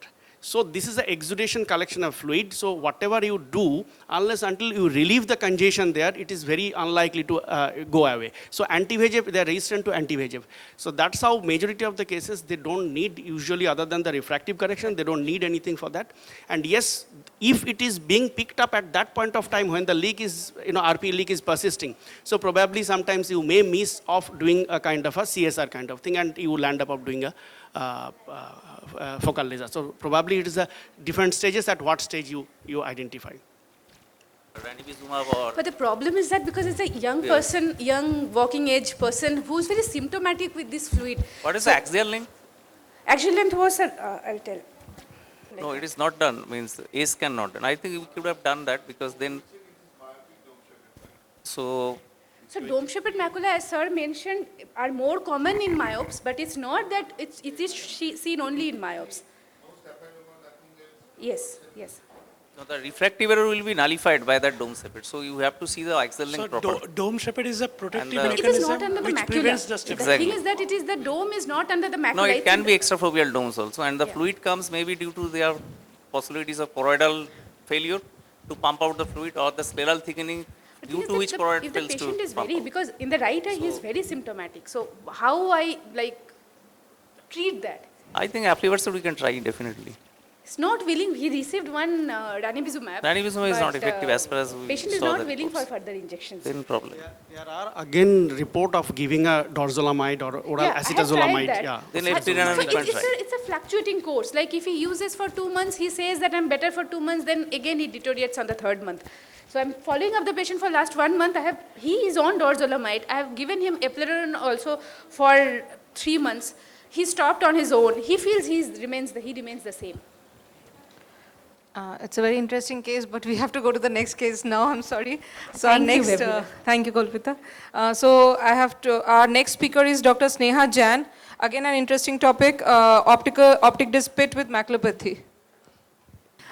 Okay, so very good afternoon to all. So I'll be presenting a case of a non-resolving optic disc pit maculopathy with a lamellar hole. So this was a young female who came with dimness of vision in her left eye for 6 months, which on examination I found to be a unilateral temporal optic disc pit with associated maculopathy. So on OCT we can see a sciatic cavity which was communicating with the pit, and also she had a lamellar hole associated with it. I explained the prognosis to her, but she was very persistent on going and giving surgery a try, so went on with the surgery. This is a small surgical clip. So the key was here to remove the posterior hyaloid phase, and all the traction in the peripapillary zone. So went ahead with peeling after staining. So aimed for a large sheet of ILM, which could be used to cover the hole as well as to stuff the pit. Here I am using a membrane scraper to fashion the ILM as a single large sheet. Then I partially divided the ILM, completed the peel itself, and once that was done, under PFCL, safely transferred 1/2 of the ILM to the pit to plug it. The other half was used as an inverted flap for the hole, and I carefully removed the PFCL, after which C3F8 gas tamponade was done. So 1.5 months post-op, this patient showed dramatic improvement, anatomical improvement in the maculopathy. So these are the pre and the post-op results. Thank you. Done. Yeah, it's a very nicely surgery done. Like the main, the results of the surgery, we need to wait for a very long time because there are cases like we had to wait for 6 months for the morphology to be restored. Now, this was I got just after the gas had resolved. Then after that we take an OCT and we saw that there have been such a massive improvement. Although the functional improvement was not that great, she's still under follow-up. So, but anatomical improvement was good. What was the vision improvement? It was around 2 lines. nowadays this amniotic membrane has been also Yeah. used to put in the pit. Yeah. So there were, we've done a lot of things in RIO also. Dr. Boido was doing lots of pits. So he used even autologous, he used sclera basically, a piece of lamellar. He did a better section of the sclera and he put that into the pit.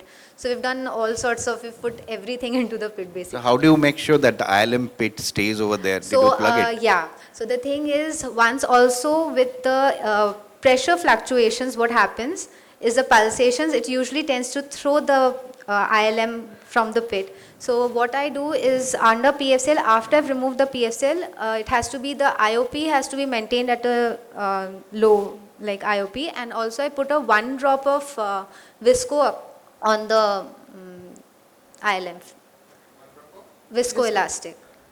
So I have one comment. That initially, this stuffing the pit with something, it is a more recent idea. Initially, like we have a paper also published where we published six cases where nothing was stuffed inside the pit, and it stayed quite well. No, improvement. with only ILM pilling, the results are also good. Only ILM peeling. So here also, if you see, the pit is not stuffed, it's just covering, the ILM is just covering the pit, but then the thing is quite... The idea is to not to stuff basically, but if you cover that area, that will be enough. Yeah. So you can take the ILM as you showed, flap, and the papillomacular bundle flap, you can put it over the ILM, over the disc also. That will look And there are few studies, I remember one in Graphe, it was published, that there was history of after in that patient silicone oil was put. Actually you put PFCL, that's why it came, and that led to a chemical meningitis. So they say that any fluid that is put, it can go to the through the pit and can cause I meningitis. think this kind of cases, it's better to avoid silicone oil. Any fluid, any kind of... So hole closures have been shown ki even after... So hole pura to close nahi hua. So only it has like decreased in size. Also the sections have reduced, like the size of the hole has reduced. But hole closure has been shown even on table or even day after OT, hole can close. So hole closure is very common after 1 month or so. This is all lamellar macular hole only. Yeah, it We was took just that. a lamellar, but I did a flap Yeah, anyways, tried something. There is a gap in the lower picture you see. The pit has not been fully closed. It's not fully closed yet. Excellent surgery, Sneha. Thank So you, sir. this is actually, again, you go to the pathogenesis of any disease. So the pathogenesis is that there is a vitreous traction, Yeah. probably, which That is is the most causing, important thing. vitreous traction, which is causing the flap door. It is a trapdoor kind of activity, which the retina, the connection between the hole and the intraretinal space. So I remember there is an initial retinal schisis, which is connected to the hole through which the vitreous fluid goes in and comes into that. And then more and more. Then gradually, slowly, once it is, that it's a kind of a trap door. So it opens up, some fluid goes in, it stays there, intraretinal space, then again some vitreous movement occurs, again some amount of the fluid goes in. So that's how this is a congenital pathology. But usually it takes years together to develop symptoms. So that's why even sometimes it's an incidental finding that if you see that there is a presence of optic disc, but there is no optic disc pit, but there is no maculopathy. Right. So that's why the basic pathology is to induction PVD. What you did it correctly. So if you induce PVD, so majority of that portion is being taken care. Yeah. And in long-term cases, it usually causes the outer macular hole. That means the inner retina is intact. The macular hole, because of the collection of the fluids, this is actually a cystic space and causes the tissue loss and the tissue, separation. So by which the outer macular hole forms. So majority, that's why the recommendation is not to peel the whole ILM over that by causing a de-roofing in some of the cases. So rather than more of a temporal flap which you create and put it over the optic disc.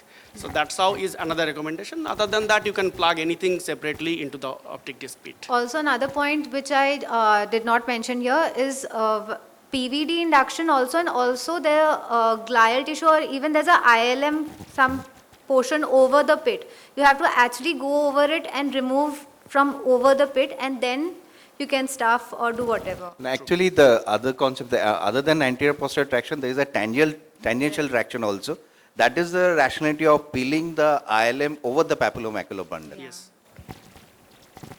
But the very important point is the PVD induction, because there's a papillovitreal traction and a vitreomacular traction. So both have to be removed. So actually that is a very important step.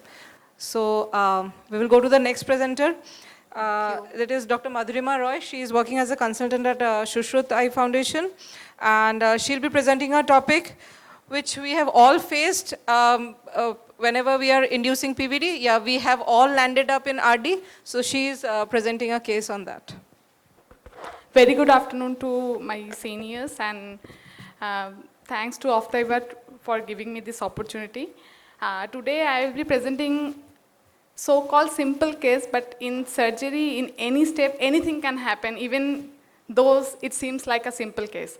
So I am going to present a case of diabetic patient of 59 years male, presented with sudden onset diminution of vision.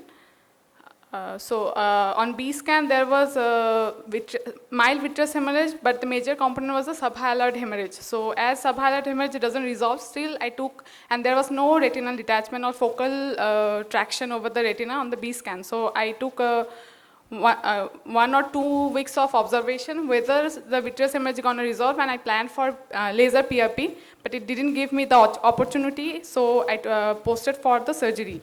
So here I am doing anti-vitrectomy, followed by here we can see the subhyaloid hemorrhage along with the vitreous hemorrhage. I did the core vitrectomy, and after that the ILM peeling following the fishtail sign, and I stopped over the NVE. Then I did completed the vitrectomy as much as possible. Then I did the flush out of the hemorrhage and did diathermy over the NVEs. And the next step, I reduced the intraocular pressure to 15. Then again I saw ring-bleed. So again, I diathermized the NVs. So more or less, the posterior pole is fine. But here now we can see when I am proceeding for the peripheral vitreous shaving, accidentally or incidentally, there is retinal detachment, inferior retinal detachment. So I made a nitrogenic retinal break mostly during the PVD induction. So the next step, I did a good vitreous shaving and removed the traction over the break. And then I did the indentation, along with that the whole 360-degree vitreous shaving I did.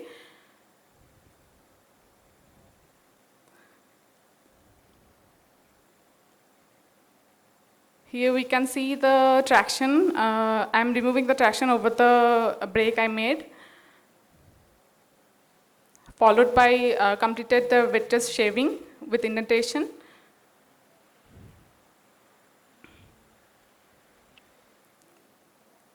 Now we can see the retina is free, so more or less the traction had been removed.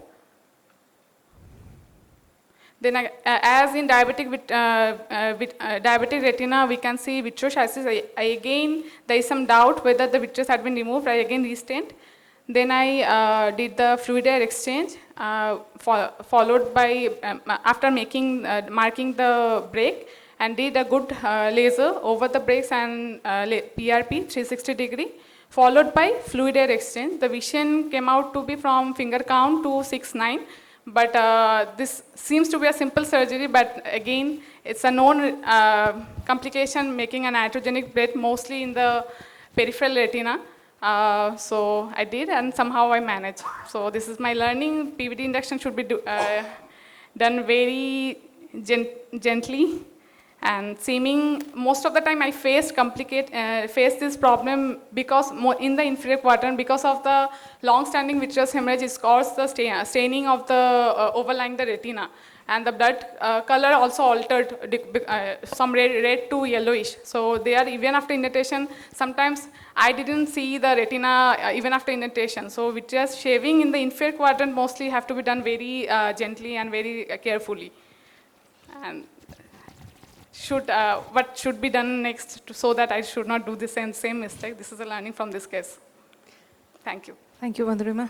It was very nicely managed. Well, in two cases, I think we need to be very careful. One is the diabetic case, where we cannot do a forceful PVD. We have to truncate the posterior highlight and then gradually proceed. We have to see there will be areas where there will be strongly adherent. So this is one case, and another is a VMT case. In a vitreomacular traction, we release, and the posterior pole happens smoothly because the whole concentration lies over there. Actually, but I made the same mistake, sir. And when you are doing actually the shaving, you see there is a iatrogenic break post-equatorial region. Yes, so I was so much focused on the two NVs along the arcade. When I thought the vitreous PVD induction, I did very gently over the posterior pole. Then I made the mistake in the peripheral retina. So mostly there was an adhere, in diabetic it happens the adhere vitreous, it's 100 times more adhere. So mostly that's why I made the mistake. I should be more careful. Very nice presentation. Two extra things which I want to add to Dr. Aniruddha's here is that vasculitis is another condition where you should be very careful because the traction is in the periphery. Another is in traumatic cases where we miss out on dialysis. Sometimes we do. Many a times we don't do the ultrasound ourselves. So that is another thing that we should do. Many have landed up in soup for that. And to see dialysis and other things and then proceed accordingly. Many people do put a protective belt buckle, but in nowadays we generally tend to see the periphery and do a proper shaving, and if required, oil needs to be put. So these are the two other cases where you need to be very careful. Second is that while doing a diabetic vitrectomy, we all see in the videos nicely PVD induction has been done, which in most of the cases it is not. The traction is attached everywhere. So you try to pull the lower part and you see a certain traction going up into the periphery, causing a focal pulling of the retina, and can result in horseshoe tear. But the way it has been managed is very nice. Thank you. And myopic eyes, there is peripheral, there is detachment may occur. Most chances are there, because of the thin retina. And also in young ages, young patients, it's very difficult to induct PVD because it is strongly attached in the posterior pole. And you have to go very gently and then remove the vitreous. Just one tip, Madhurima. You just retract your light pipe little more. Okay. You see the magic. Too much, yes sir, too much. You see the magic because majority of the cases, because we are so concentrating in the posterior pole and your focus is on that area. Yes. So you start practicing retracting your light pipe little more, you see the changes. Or start having, start working with the chandelier. Yes, you see these kind of situations will go off. And we all have gone through these phases. So retract your light pipe to see the whole fundus. Yes, I was too much focused over the posterior pole. That's why I made the mistake again. So, okay. Even Thank you. recently also, like I was doing a case with a breakthrough hemorrhage. It was an old, very old hemorrhage. And again, same mistake I did. I cutting, and when I cut the retina, I understand, okay, then I cut the retina also. So it's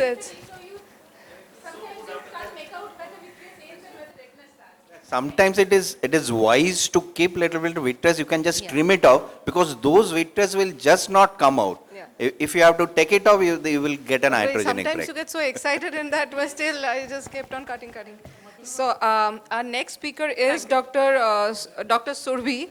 And I request everyone to give a big hand to Dr. Surbhi because she was told about the presentation a day before since Dr. Maitri fell sick and she took over and she is presenting Dr. Maitri's topic. Thank you, Dr. Surbhi. So I am today's substitute speaker.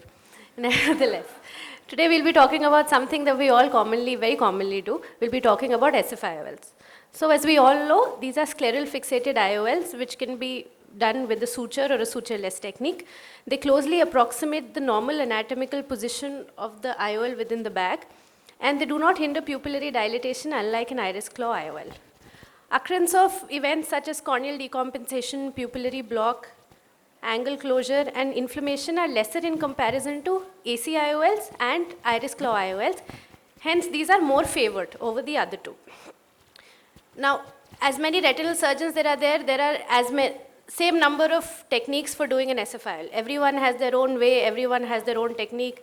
Some use this suture, that suture, glue. There are hundreds of techniques. Today we'll show you a technique that Dr. Maitri does in our hospital. This is her video. Now this is a modification of the phalange technique which was first shown in 2019 by Dr. Castanara, I think. Yeah. Yeah. So as we know, we put the infusion first about 3 millimeters away from the limbus. From the limbus, and then we proceed with doing a peritomy. Now in this case, you can do a 270-degree peritomy, a limited peritomy, or a 360-degree peritomy based on what you prefer. After that, we use the cautery to have a clean scleral bed and have a rather bloodless field. We make our ports, we make a 6.5 millimeter superior scleral tunnel.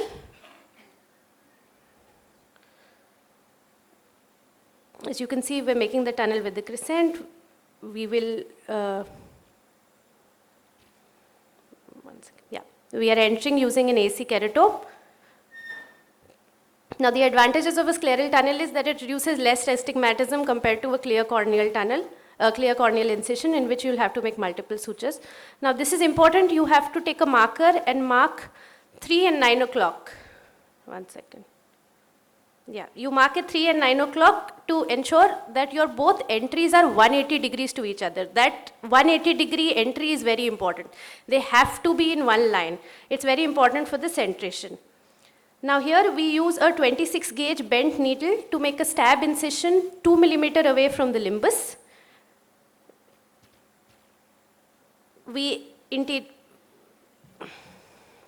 So what we did was we used a 50 Prolene. And after making the stab incision, we exteriorized the needle tip and put the Prolene through that, and it came out through that. Now we will take the IOL and we will thread this through the eye of the IOL, the eyelet of the IOL. And then now what we will do, we will cauterize the end and make a phalange. This is a battery cautery. We'll do the same thing on the other side. There are no scleral flaps that have to be made in this particular technique.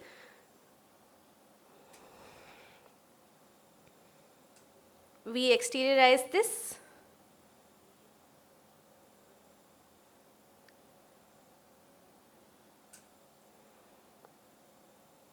This is a 50 Prolene. And now as you can see, we are threading it through the eyelet. Again, we will cauterize the end. We'll make sure it is well placed. And now you can just insert the IOL inside. You have to be a little careful during the last step because sometimes Excessive manipulation can even break the haptic, and then you will land up in a little bit of a problem. You gently pull both ends to center your IOL. And now, on one side, after you centered it, you hold it with the needle close to the entry, cut it, and then cauterize this end as well. Using a battery cautery, you make a phalange.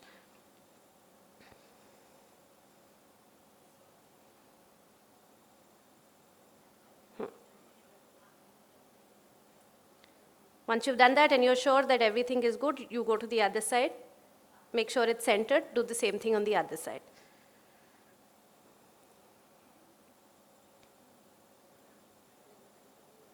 And there you have a well-placed IOL, well-centered. And then you can suture the tunnel if required. You close your ports, you cover your conjunctiva with Vicryl, and that's it, you're done. So this is a 2-point fixation in contrast to the 4-point fixation that we normally do with our 9010 Prolines and our Gore-Tex. Complications as associated with any SFIL, you can have hypotony, increased IOP, cystoid macular edema, vitreous hemorrhage, and in late complications, you can have knot exposure, suture breakage, haptic exposure, decentration, dislocation, glaucoma, and 3 to 4% cases, even retinal detachment. Thank you. Thank you, Dr. Surbhi. So, Dr. Jonaki, any experience with these? Yes, very good presentation, and it's like such a hard thing made easy. So we actually, I mean, it takes a lot of effort and even courage to, you know, complete the thing. What we face, mainly what we face, I think, we attempt with the multi-piece things. So breakage, as you told, is one of the major problems, very much right.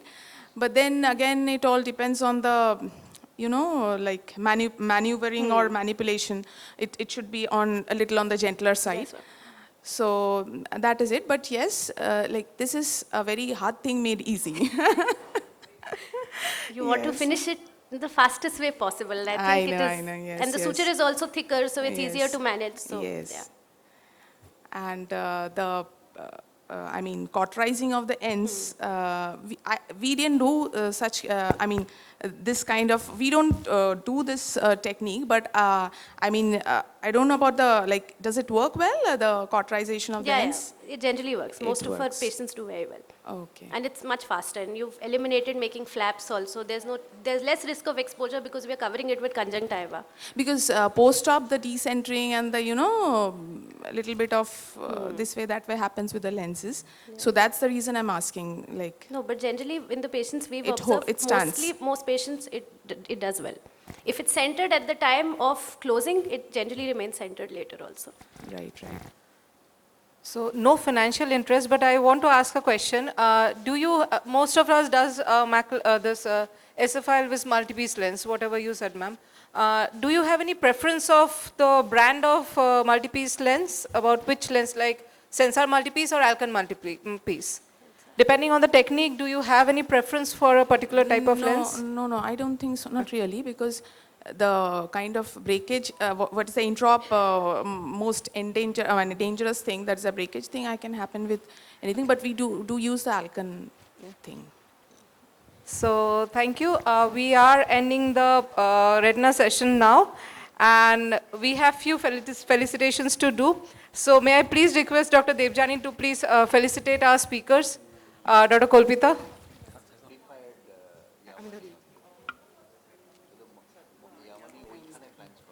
May I please request Dr.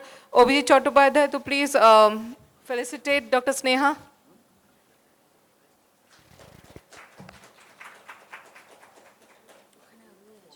Dr. Jonaki Roy, please felicitate Dr. Madhurima Roy, all Roys.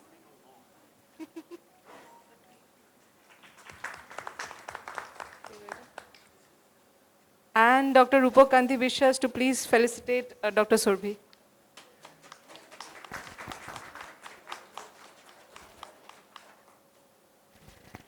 Thank you, sir. So I would like to request our chairpersons to please felicitate our panelists. Dr. K.P. Ghosh, sir, please felicitate Dr. R.K.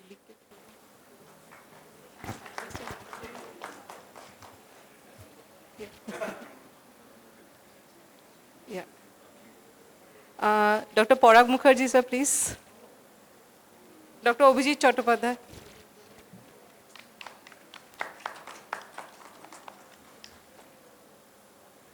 Dr. P.N. Bisha, sir, please. Dr. Aniruddha Maiti.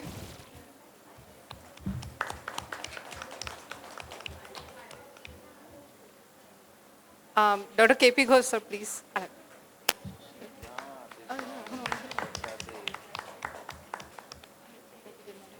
Dr. Devmalo Das, sir. Sir, please.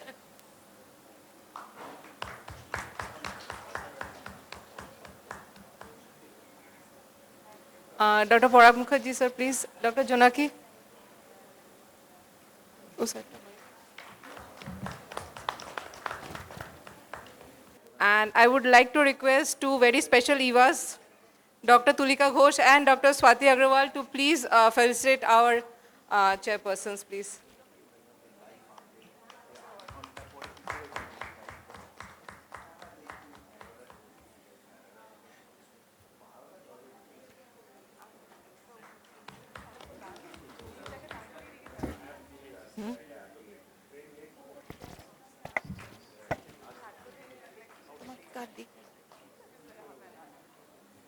I will request OSWB Scientific Committee Chairperson Dr. Rupak Kanti Vishwas to please felicitate Dr. Sangeeta Roy, our moderator and coordinator for the session. She's done a fabulous job.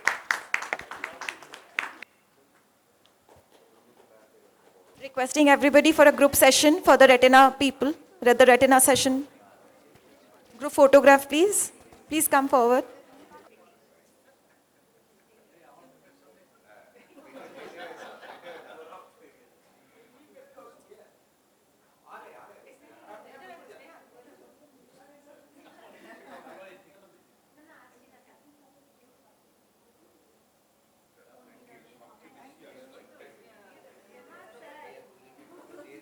Welcome to our last session for the day, Ophthalmic Panorama. If I could invite our chairperson, Dr. Chandana Chakraborty, please come forward. And our panelists, Dr. Appala Bhattacharya, Dr. Rajesh Mojumdar Chaudhary, Dr. Sabita Katoj, and Dr. Shubhra Shil. Please come forward. Our first speaker for the day is Dr. Anuradha Chandra. Her topic is combined squint and epiblepharon surgery. Dr. Anuradha Chandra has been working in the field of strabismus and neuro-ophthalmology since 2013 and is a director and pediatric ophthalmologist at Global Eye Hospital. Over to you. Thank you very much. I would first thank Ophthaeva to give me this opportunity to speak on this topic. I would be changing the flavor of the sessions, and I would be taking up a very simple case of a child with infantile esotropia with a congenital epiblepharon coexisting together. So this is a very simple case. There is a child who has congenital epiblepharon and she has infantile esotropia and she needs to undergo surgery for both the cases. The only reason why I am showing you this case is because many a times this child undergoes two different sessions for the same for the epiblepharon surgery and for the squint surgery. But but when you have horizontal squints along with a lid anomaly, you can always combine the two cases and take up in the single GA case, and that makes it easy for the parents to tackle both the problems at the same go. So here what we did is, usually people have an idea that first you have to do a lid surgery and then you do a squint surgery. But when you have a horizontal squints, you can go for the squint surgery because it is not going to change the lid margin changes, and once the squint surgery is done, then the epiblepharon surgery can be done at the same setup. So this was a very simple case. We did a MR recession of 5.5, and once the surgery was completed, then our oculoplasty surgeon, Dr. Rajesh Mujumdar Chaudhary, took up the case for the congenital epiblepharon. HOTS procedure was done. What you are seeing is just a closure, MR recession. Same thing done on the other side as well. And once we had completed the squint part, then we removed the flaps, and now we could do the HOTS procedure at the same go. And I think sir would be a better person to explain what is going on. The skin is removed, and then you please. Well, epiblepharon is a situation, congenital condition, more common in the East Asian population, where you have a redundant skin muscle fold just below the lower lid. It's graded in 3 stages. So basically what you're doing is you're reducing that bulky lid by removing the excess skin, and the hypertrophic orbicular is there. So idea is to do it in such a way that you can expose the lower part of the tarsal plate, and that's what you're doing there, gradually debulking. It's a slow process so that you have done a proper debulking all through. And idea is to suture the wound in such a way that you're taking a bite from the lower lid orbicularis, going through the tarsal plate, and coming out through the upper lid, the upper edge orbicularis as well. So that's what you're doing now, and that's the other lid. It was a bilateral case, if you remember correctly. Epiblepharon is actually classified in 3 categories, but that is later, for a later talk. Anuradha will take on from now. So what we did is we did the surgery, and thank you. So the child was post-op. Okay, the child was post-op aligned, and the lid surgery was also done beautifully. So the patient was like normal after the surgery. Sir, I don't have a post-op photo. I think you have it. We'll have to take your word for it. Okay. If we go over to our chairperson, Chandranadi, your thoughts? Hello. Good. It depends on availability. If an oculoplasty surgeon and squint surgeon is there, of course you can do anything, no? So this is perfect match. Perfect match. You can do this type of surgery. Okay, nice video. Thank you. Any of the other panelists? Sabita? So logistics are an issue here. Yes. But I just wanted to know, could we have waited for the epiblepharon? Sir, ma'am, sir would be corroborating. They were vertical. Eyelashes were vertical, and they were rubbing on the cornea. So we had to do something very early. And wouldn't just everting sutures, do you think they would have worked? No. Why do you want to delay the inevitable?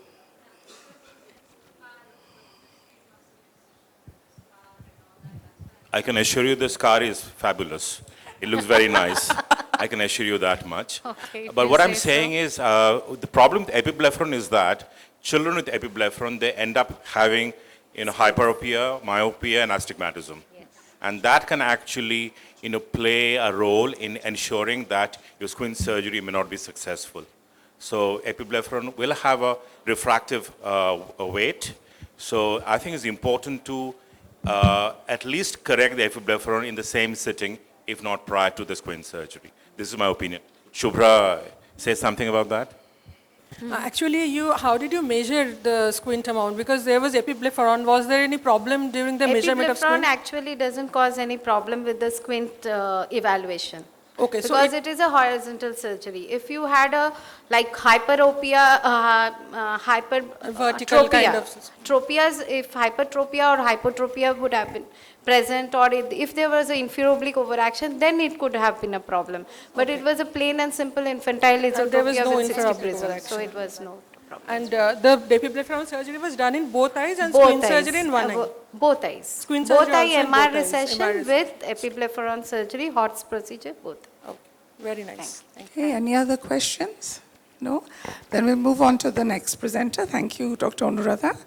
So Dr. Ankita Raj is a cornea specialist based at Disha Eye Hospital for the last 7 years after completing her MS and corneal fellowship. She's going to talk about a case presentation of PBK today. Over to you, Ankita. So once again, a very good afternoon. So my presentation is on PBK, and the motive is that your choices reflect your hopes, not your fears. A patient came to me with her vision in right eye 1/60 and the left eye was 2/60. Her main symptoms were in left eye, which was having PBK with redness, foreign body sensation, eye ache since last 5 months. And in the right eye, she was only complaining of diminution of vision. She had a surgical history of cataract surgery done somewhere outside 1 year back. And none of medical history, there was not significant. On examination, to be precise, I found that she was having a hard cataract, NS5, and there were no gutties clinically. In the left eye, there was pseudophakic bullous keratopathy. So to begin with the investigation, I did an anterior segment OCT and anterior segment photo in the right eye as well, to explain to the patient that she is having a real dense cataract, and I did a specular microscopy in the right eye, which was having a cataract, and B scan to rule out any other any other problem in the retinas. So her right eye anterior segment photo was this. This was a real dense cataract, but the specular microscopy in that eye was a bit normal. The corneal thickness was normal, which was 470. The coefficient of variation was 40%, which is a little higher. The normal is 21 to 33%.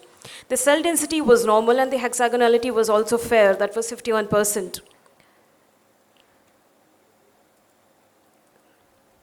So these were the highlights in the specular microscopy. The P scan was normal, and the biometry was also perfectly normal. She was not having any toric power, and her IOL came out to be 20.5 diopters. Now coming to the left eye was having a bull eye which was superiorly situated, and this is a further slit line microscopy of that patient. And in the left eye, this is the anterior segment OCT of the same patient, and this is another from another angle.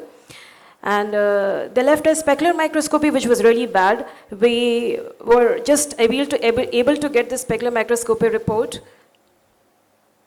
Now the main part was decision making, what to do. Whether we should go for left eye DSEC under guarded visual prognosis first, or right eye phaco or SICS, depending our own preference, with IOL under LA, under very guarded visual prognosis, because that was also having dense cataract. So the decision was made on these aspects. First, findings of the specular microscopy in the eye with cataract, to exclude any other corneal pathology in the right eye, to gain patients' confidence in the better eye so that I can guarantee better vision in the other eye also. So risk factors post-cataract surgery. Corneal decompensation can occur by many other things apart from cataract surgery. Since this presentation is based on post-cataract surgery, I am concentrating on that only. But it can be induced by other things such as surgery, trauma, dystrophy, infections. So preoperatively, what are the factors which we should look at? So there can be any endothelial dystrophy, be it CHED, Fuchs dystrophy, to be very common, which we commonly encounter with. It can be PPCD, eye syndrome, pseudoexfoliation, hard cataract, chronic uveitis, chronic angle closure glaucoma, traumatic endothelial damage. Intraoperatively, the patient could have an instrument trauma, irrigating solution toxicity, excessive use of phaco power, or descemetous membrane detachment, or any other IOL-related factors. Post-operatively, we can have vitreous in the AC if there is any complication such as PC rent, or IOL endothelial touch if it is AC IOL, or there is an haptic of the IOL which is touching on the back of the cornea leading to corneal decompensation later. TAS, raised intraocular pressure, Brown-McLean syndrome, which is very rare, or wound leak and hypotonia. So whether or not I should go for a triple procedure. If she was having any other endothelial dystrophy coexisting with increased cataract density, poor health and thickness of the cornea, be it pleomorphism, polymegathism, or increased corneal thickness, or she was having a shallow anterior chamber depth or a poorly dilating pupil. So these factors should always have been taken as risk factors and to be planned as a combined procedures, be it DSEC, or a DMEC plus IOL, that is a triple surgery. But in this case, only two risk factors were there. First was increased cataract densities, NS5, and the second was other eye was having PBK, which makes you overthink, which we was very good at. So the decision which was made on right eye specular microscopy, right eye B scan, which was normal, and pre-planned intraoperative precaution, which I was planning in my head that I would not do so as to prevent any further corneal decompensation. And the main part was self-belief that I could do the surgery nicely and I could guarantee the patient a better vision. I went ahead with right eye phacoemulsification with IOL first and planned a left eye DSEC 2 months later. Until then, I applied BCL over the eye with the PBK to relieve her symptoms. So preventions taken during surgery was, so after excluding all the preoperative and relatively postoperative chances of corneal decompensation, what was left for me was least interoperative complication which I could do. So I used the soft cell technique, which everybody is quite aware of, and the plane of nucleus emulsification was either in the bag or on the iris plane, and the prevention of nucleus shatter. So the results as we come, the right eye, this eye is with the PCL, the cornea was crystal clear after post-op day, 1 week post-op. Her vision was uncorrected 6/6 and the corneal thickness and everything was much in the normal range. There was not much of damage. So these are the results in the right eye with the hard cataract. Now the results in the left eye which I operated 2 months later, this is the picture of the DSEC which I did. This is the anterior segment photo and the ASOCT, you can see the ultra thin DSEC lining. The graft is well attached, a clear graft of +4 and these are the results in the eye with the PBK. So take home messages are, what to look in the specular microscopy. It is not the cell density always, but we should look for the coefficient of variation, the standard deviation, the hexagonality and the corneal thickness. The normal corneal endothelial loss post any routine cataract surgery is 4 to 10%, but we can always limit that. Combined procedures have always good results with DMEC rather than DSEC. If there is any pre-existing corneal pathologies with hard cataract, it is better to go for phaco or SICS with precautions and explain that the patient may need to go for a DMEC or DSEC later, so that needs a proper patient counseling. Thank you. Thank you, Ankita. That was a very interesting presentation. Dr. Shuprashil, if we could ask for your comments, please. It has been very nicely managed, and I would have also done the same thing. One thing I want to say that this right eye we have to follow up. It might have some changes later. Later on, See, it's a wonderful surgery done in the left eye with a sectoral SK. So you have managed nicely, you have buying time by putting up BCL, very good. So very close follow-up, regular specular microscopy on the right eye. Maybe he will need a DSEC. Later, I've explained it to that. Yeah. So this counseling is very important. And she is in Disha, she will get access to tissues, but for us, sometimes it becomes very difficult. So that time, in these cases, we try to buy time, but just by putting a BCL, relieve the pain of the bulle and all those things, get tissues from wherever Increase you the have the confidence of the sources. patient in the doctor. Yeah. Very nicely managed. I would have done the same thing. So we can heave a sigh of relief in the short term, but we still have to look out in the long term. It's very important. Yeah. Those are very painful eyes. Right. Thank you so much. So over to our last speaker for the day, Dr. Shashwati Bishash. She's going to talk about EVA's how to maintain basic fitness in our busy schedule. She is currently attached with Priyambada Birla Arvind Eye Hospital. She is a fitness freak and marathon runner who also loves to paint and write. Over to you, Saswati. Thank you, ma'am. Thank you, Ophthaeva, to giving me such a wonderful opportunity. We learned lots of Ophtha topics today. Now my topic of discussion is a totally non-Ophtha, but I think one of the most important aspect in our life. So my topic of discussion, how to maintain basic fitness in our busy life. Before going slide, I want to share you, I make a funny cartoon to make this discussion more understandable and in a light mode. Now, the target of our life, good career, of course, good family time, and unfortunately neglected, but most important, good healthy life. So how we get this? Foremost academy, already we are achieved, finest mental well-being and first class physical fitness. Now how they correlate with each other? Correct utilization of time, consistency in your scheduled work, and compete with yourself only, not with others. What we get from this? Self-satisfaction, self-confidence, and self-dependency against all odds. Now, what are the way? Only way, being fit is the one and only way. Now, the excuses. We make so many excuses to being fit. Most important, no time. Second, maybe being weak because we think how we start exercise at this age. Now, the third one is family responsibilities. And the fourth one, waste of money. Now, let me discuss each and every excuses in a short way. Lack of time. I think we should make a timetable for making healthy food, making exercise, and we should exclude less important tasks because fitness is the more prior things. And activities can do anywhere. We can do it at home, we can do it in a park, even we can do it at our hospital also. We avoid stairs, avoid lift, use stairs.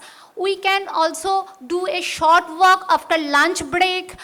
So because I think doing something is always better than doing nothing.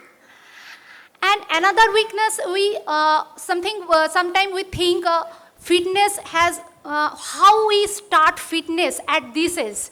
But the main thing is fitness has nothing to do with age. Most important is break the mental barrier. And of course, we can face failure. We have to accept the failure because failure is the first step towards our healthy journey. Now, family responsibility. Yes, we all have family responsibility, but caring ourselves is the most prior things because only healthy parents makes an healthy family. And your healthy lifestyle will inspire your children. So you can become fitness icon, your beloved children. And another thing, excuses, the waste of money. Actually, money can't buy fitness. It have to achieved. No need for being fit, no need for any fancy gym, any special equipments or any exotic diets. We can achieve fitness with our normal daily food and normal daily activities. And fit body is a great investment, not an expense. So, my takeaway message is add fitness in your daily routine and fitness use as a jewelry in your fashion. Thank you very much. If I inspired any of you, that will the biggest, happiest moment for me. And thank you. Thank you very much, Saraswati. I think this is a much neglected topic. As there are so few of us, I'd like to open it up to the panelists, chairperson, and the House. Do you have any queries? Are you going to take this next step? I am. So, can I have a raise of hands who all exercise daily, regularly? Yes. Not regularly. So I guess Shashwati here is an inspiration for us because I think fit body is fit mind, and we are doing a lot of stressful activities through the day. So if we start with a fitness regime, it will not just make our body fit, but also give us peace of mind and happy faces through the day. Interestingly, Already doing exercise. The Adams are actually they will learn more now. They are working eagerly. actually, rightly said, you have told that doing something is better than doing nothing. So I do something in my special way. That is, in the morning, after visiting the toilet, I just lie down. On the lying down position, I lift my hand with taking breath and exhale while taking down the hands. That I do for 100 times. Then I push my head with my pillow for 50 times. And again, try to lift up my head and push, all in lying position. This I could do. This I could do. Then I take my breath 50 times, deep breath, inhale and exhale. Then I lift up my waist lumbosacral part for 30 times. Then for the quadriceps exercise, I tied one leg with the other. And this is my, and then back arch for 2 minutes. This is my bedtime exercise schedule. Wow, Person who can do anything can do this much also. And I think all my joints and other things, excepting my tummy, everything is fit by doing this. Dr. KP Shah. He is a state level, national level badminton player. So please share what you have done through your life and to maintain fitness along with your gardening. Just a small tip. Thank you, Swati. Not like that. I have seen when I am doing the morning walk alone or with friends, it becomes boring after a few days. When I do the swimming also, swimming alone in the pool or anywhere, it boring after some hours. But badminton, I think it is a competitive game. It is a pleasure with exercise. Whenever there is pleasure in any exercise, whatever you do, you get energized by yourself. And I also think, always take care of yourself. I feel it too much, that believe in yourself and of course take care of yourself. That we are neglecting as a doctors. We don't take care of our health. And if your health is good, your family will be motivated. You're Otherwise, you absolutely can't right, motivate your Kalida. family also. Doctors only look at their health when they fall ill with something acute like Yeah, a I stroke know. or a heart attack, unfortunately. I know one of my colleague, she is a gynecologist. She expired in spite of living in UK just few months back and from uterine sarcoma. So she neglected herself too much. Most of the cases, doctors are very poor patients. So we should not get rid of this bad habit, no doubt. Thank you. Thank you, Shaswati. It was, and indeed for the cartoons, I would request the audience to give her a big round of applause because she's drawn it herself, I'm sure. She did. They were absolutely amazing and so appropriate for each point. If I could request our panelists to come forward and award our speakers, so don't go. Rajeshta, Sabita, Shubhra, come forward, and Shashwati, Ankita, and Anuradha. Please come forward.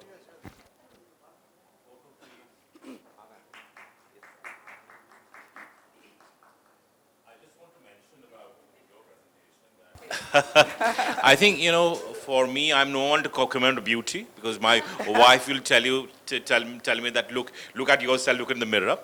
But, I think most important thing is to understand that if you're fit, then you're naturally, beautiful. It doesn't really matter your body size, but fitness. Fitness is the most important beauty statement. Absolutely.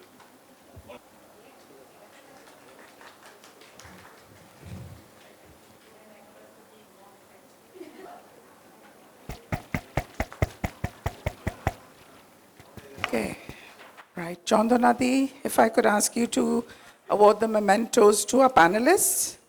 So panelists, don't run away, please. Rajeshta, Sabita, please come forward.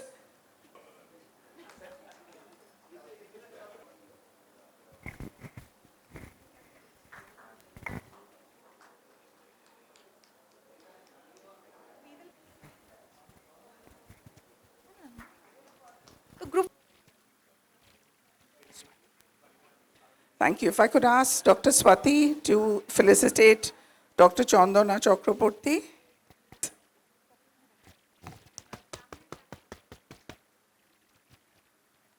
And if I could ask Rajesh Da, where are you? Moderator and coordinator of the session, and not just the session, the entire program, Tulika Ghoshal. Very much well deserved. Thank you so much. If all of us could just come forward and have a group photo, please. And then I'll hand over to Swati for the vote of thanks. I would request the Ajanta to play a 1-minute video, and along we can take a group photograph.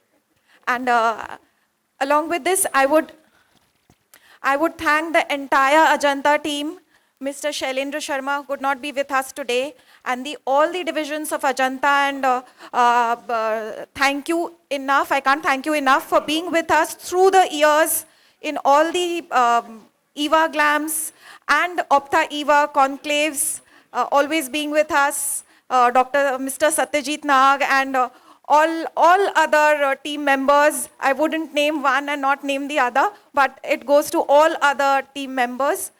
Thank you very, very much. A big clap for them, please.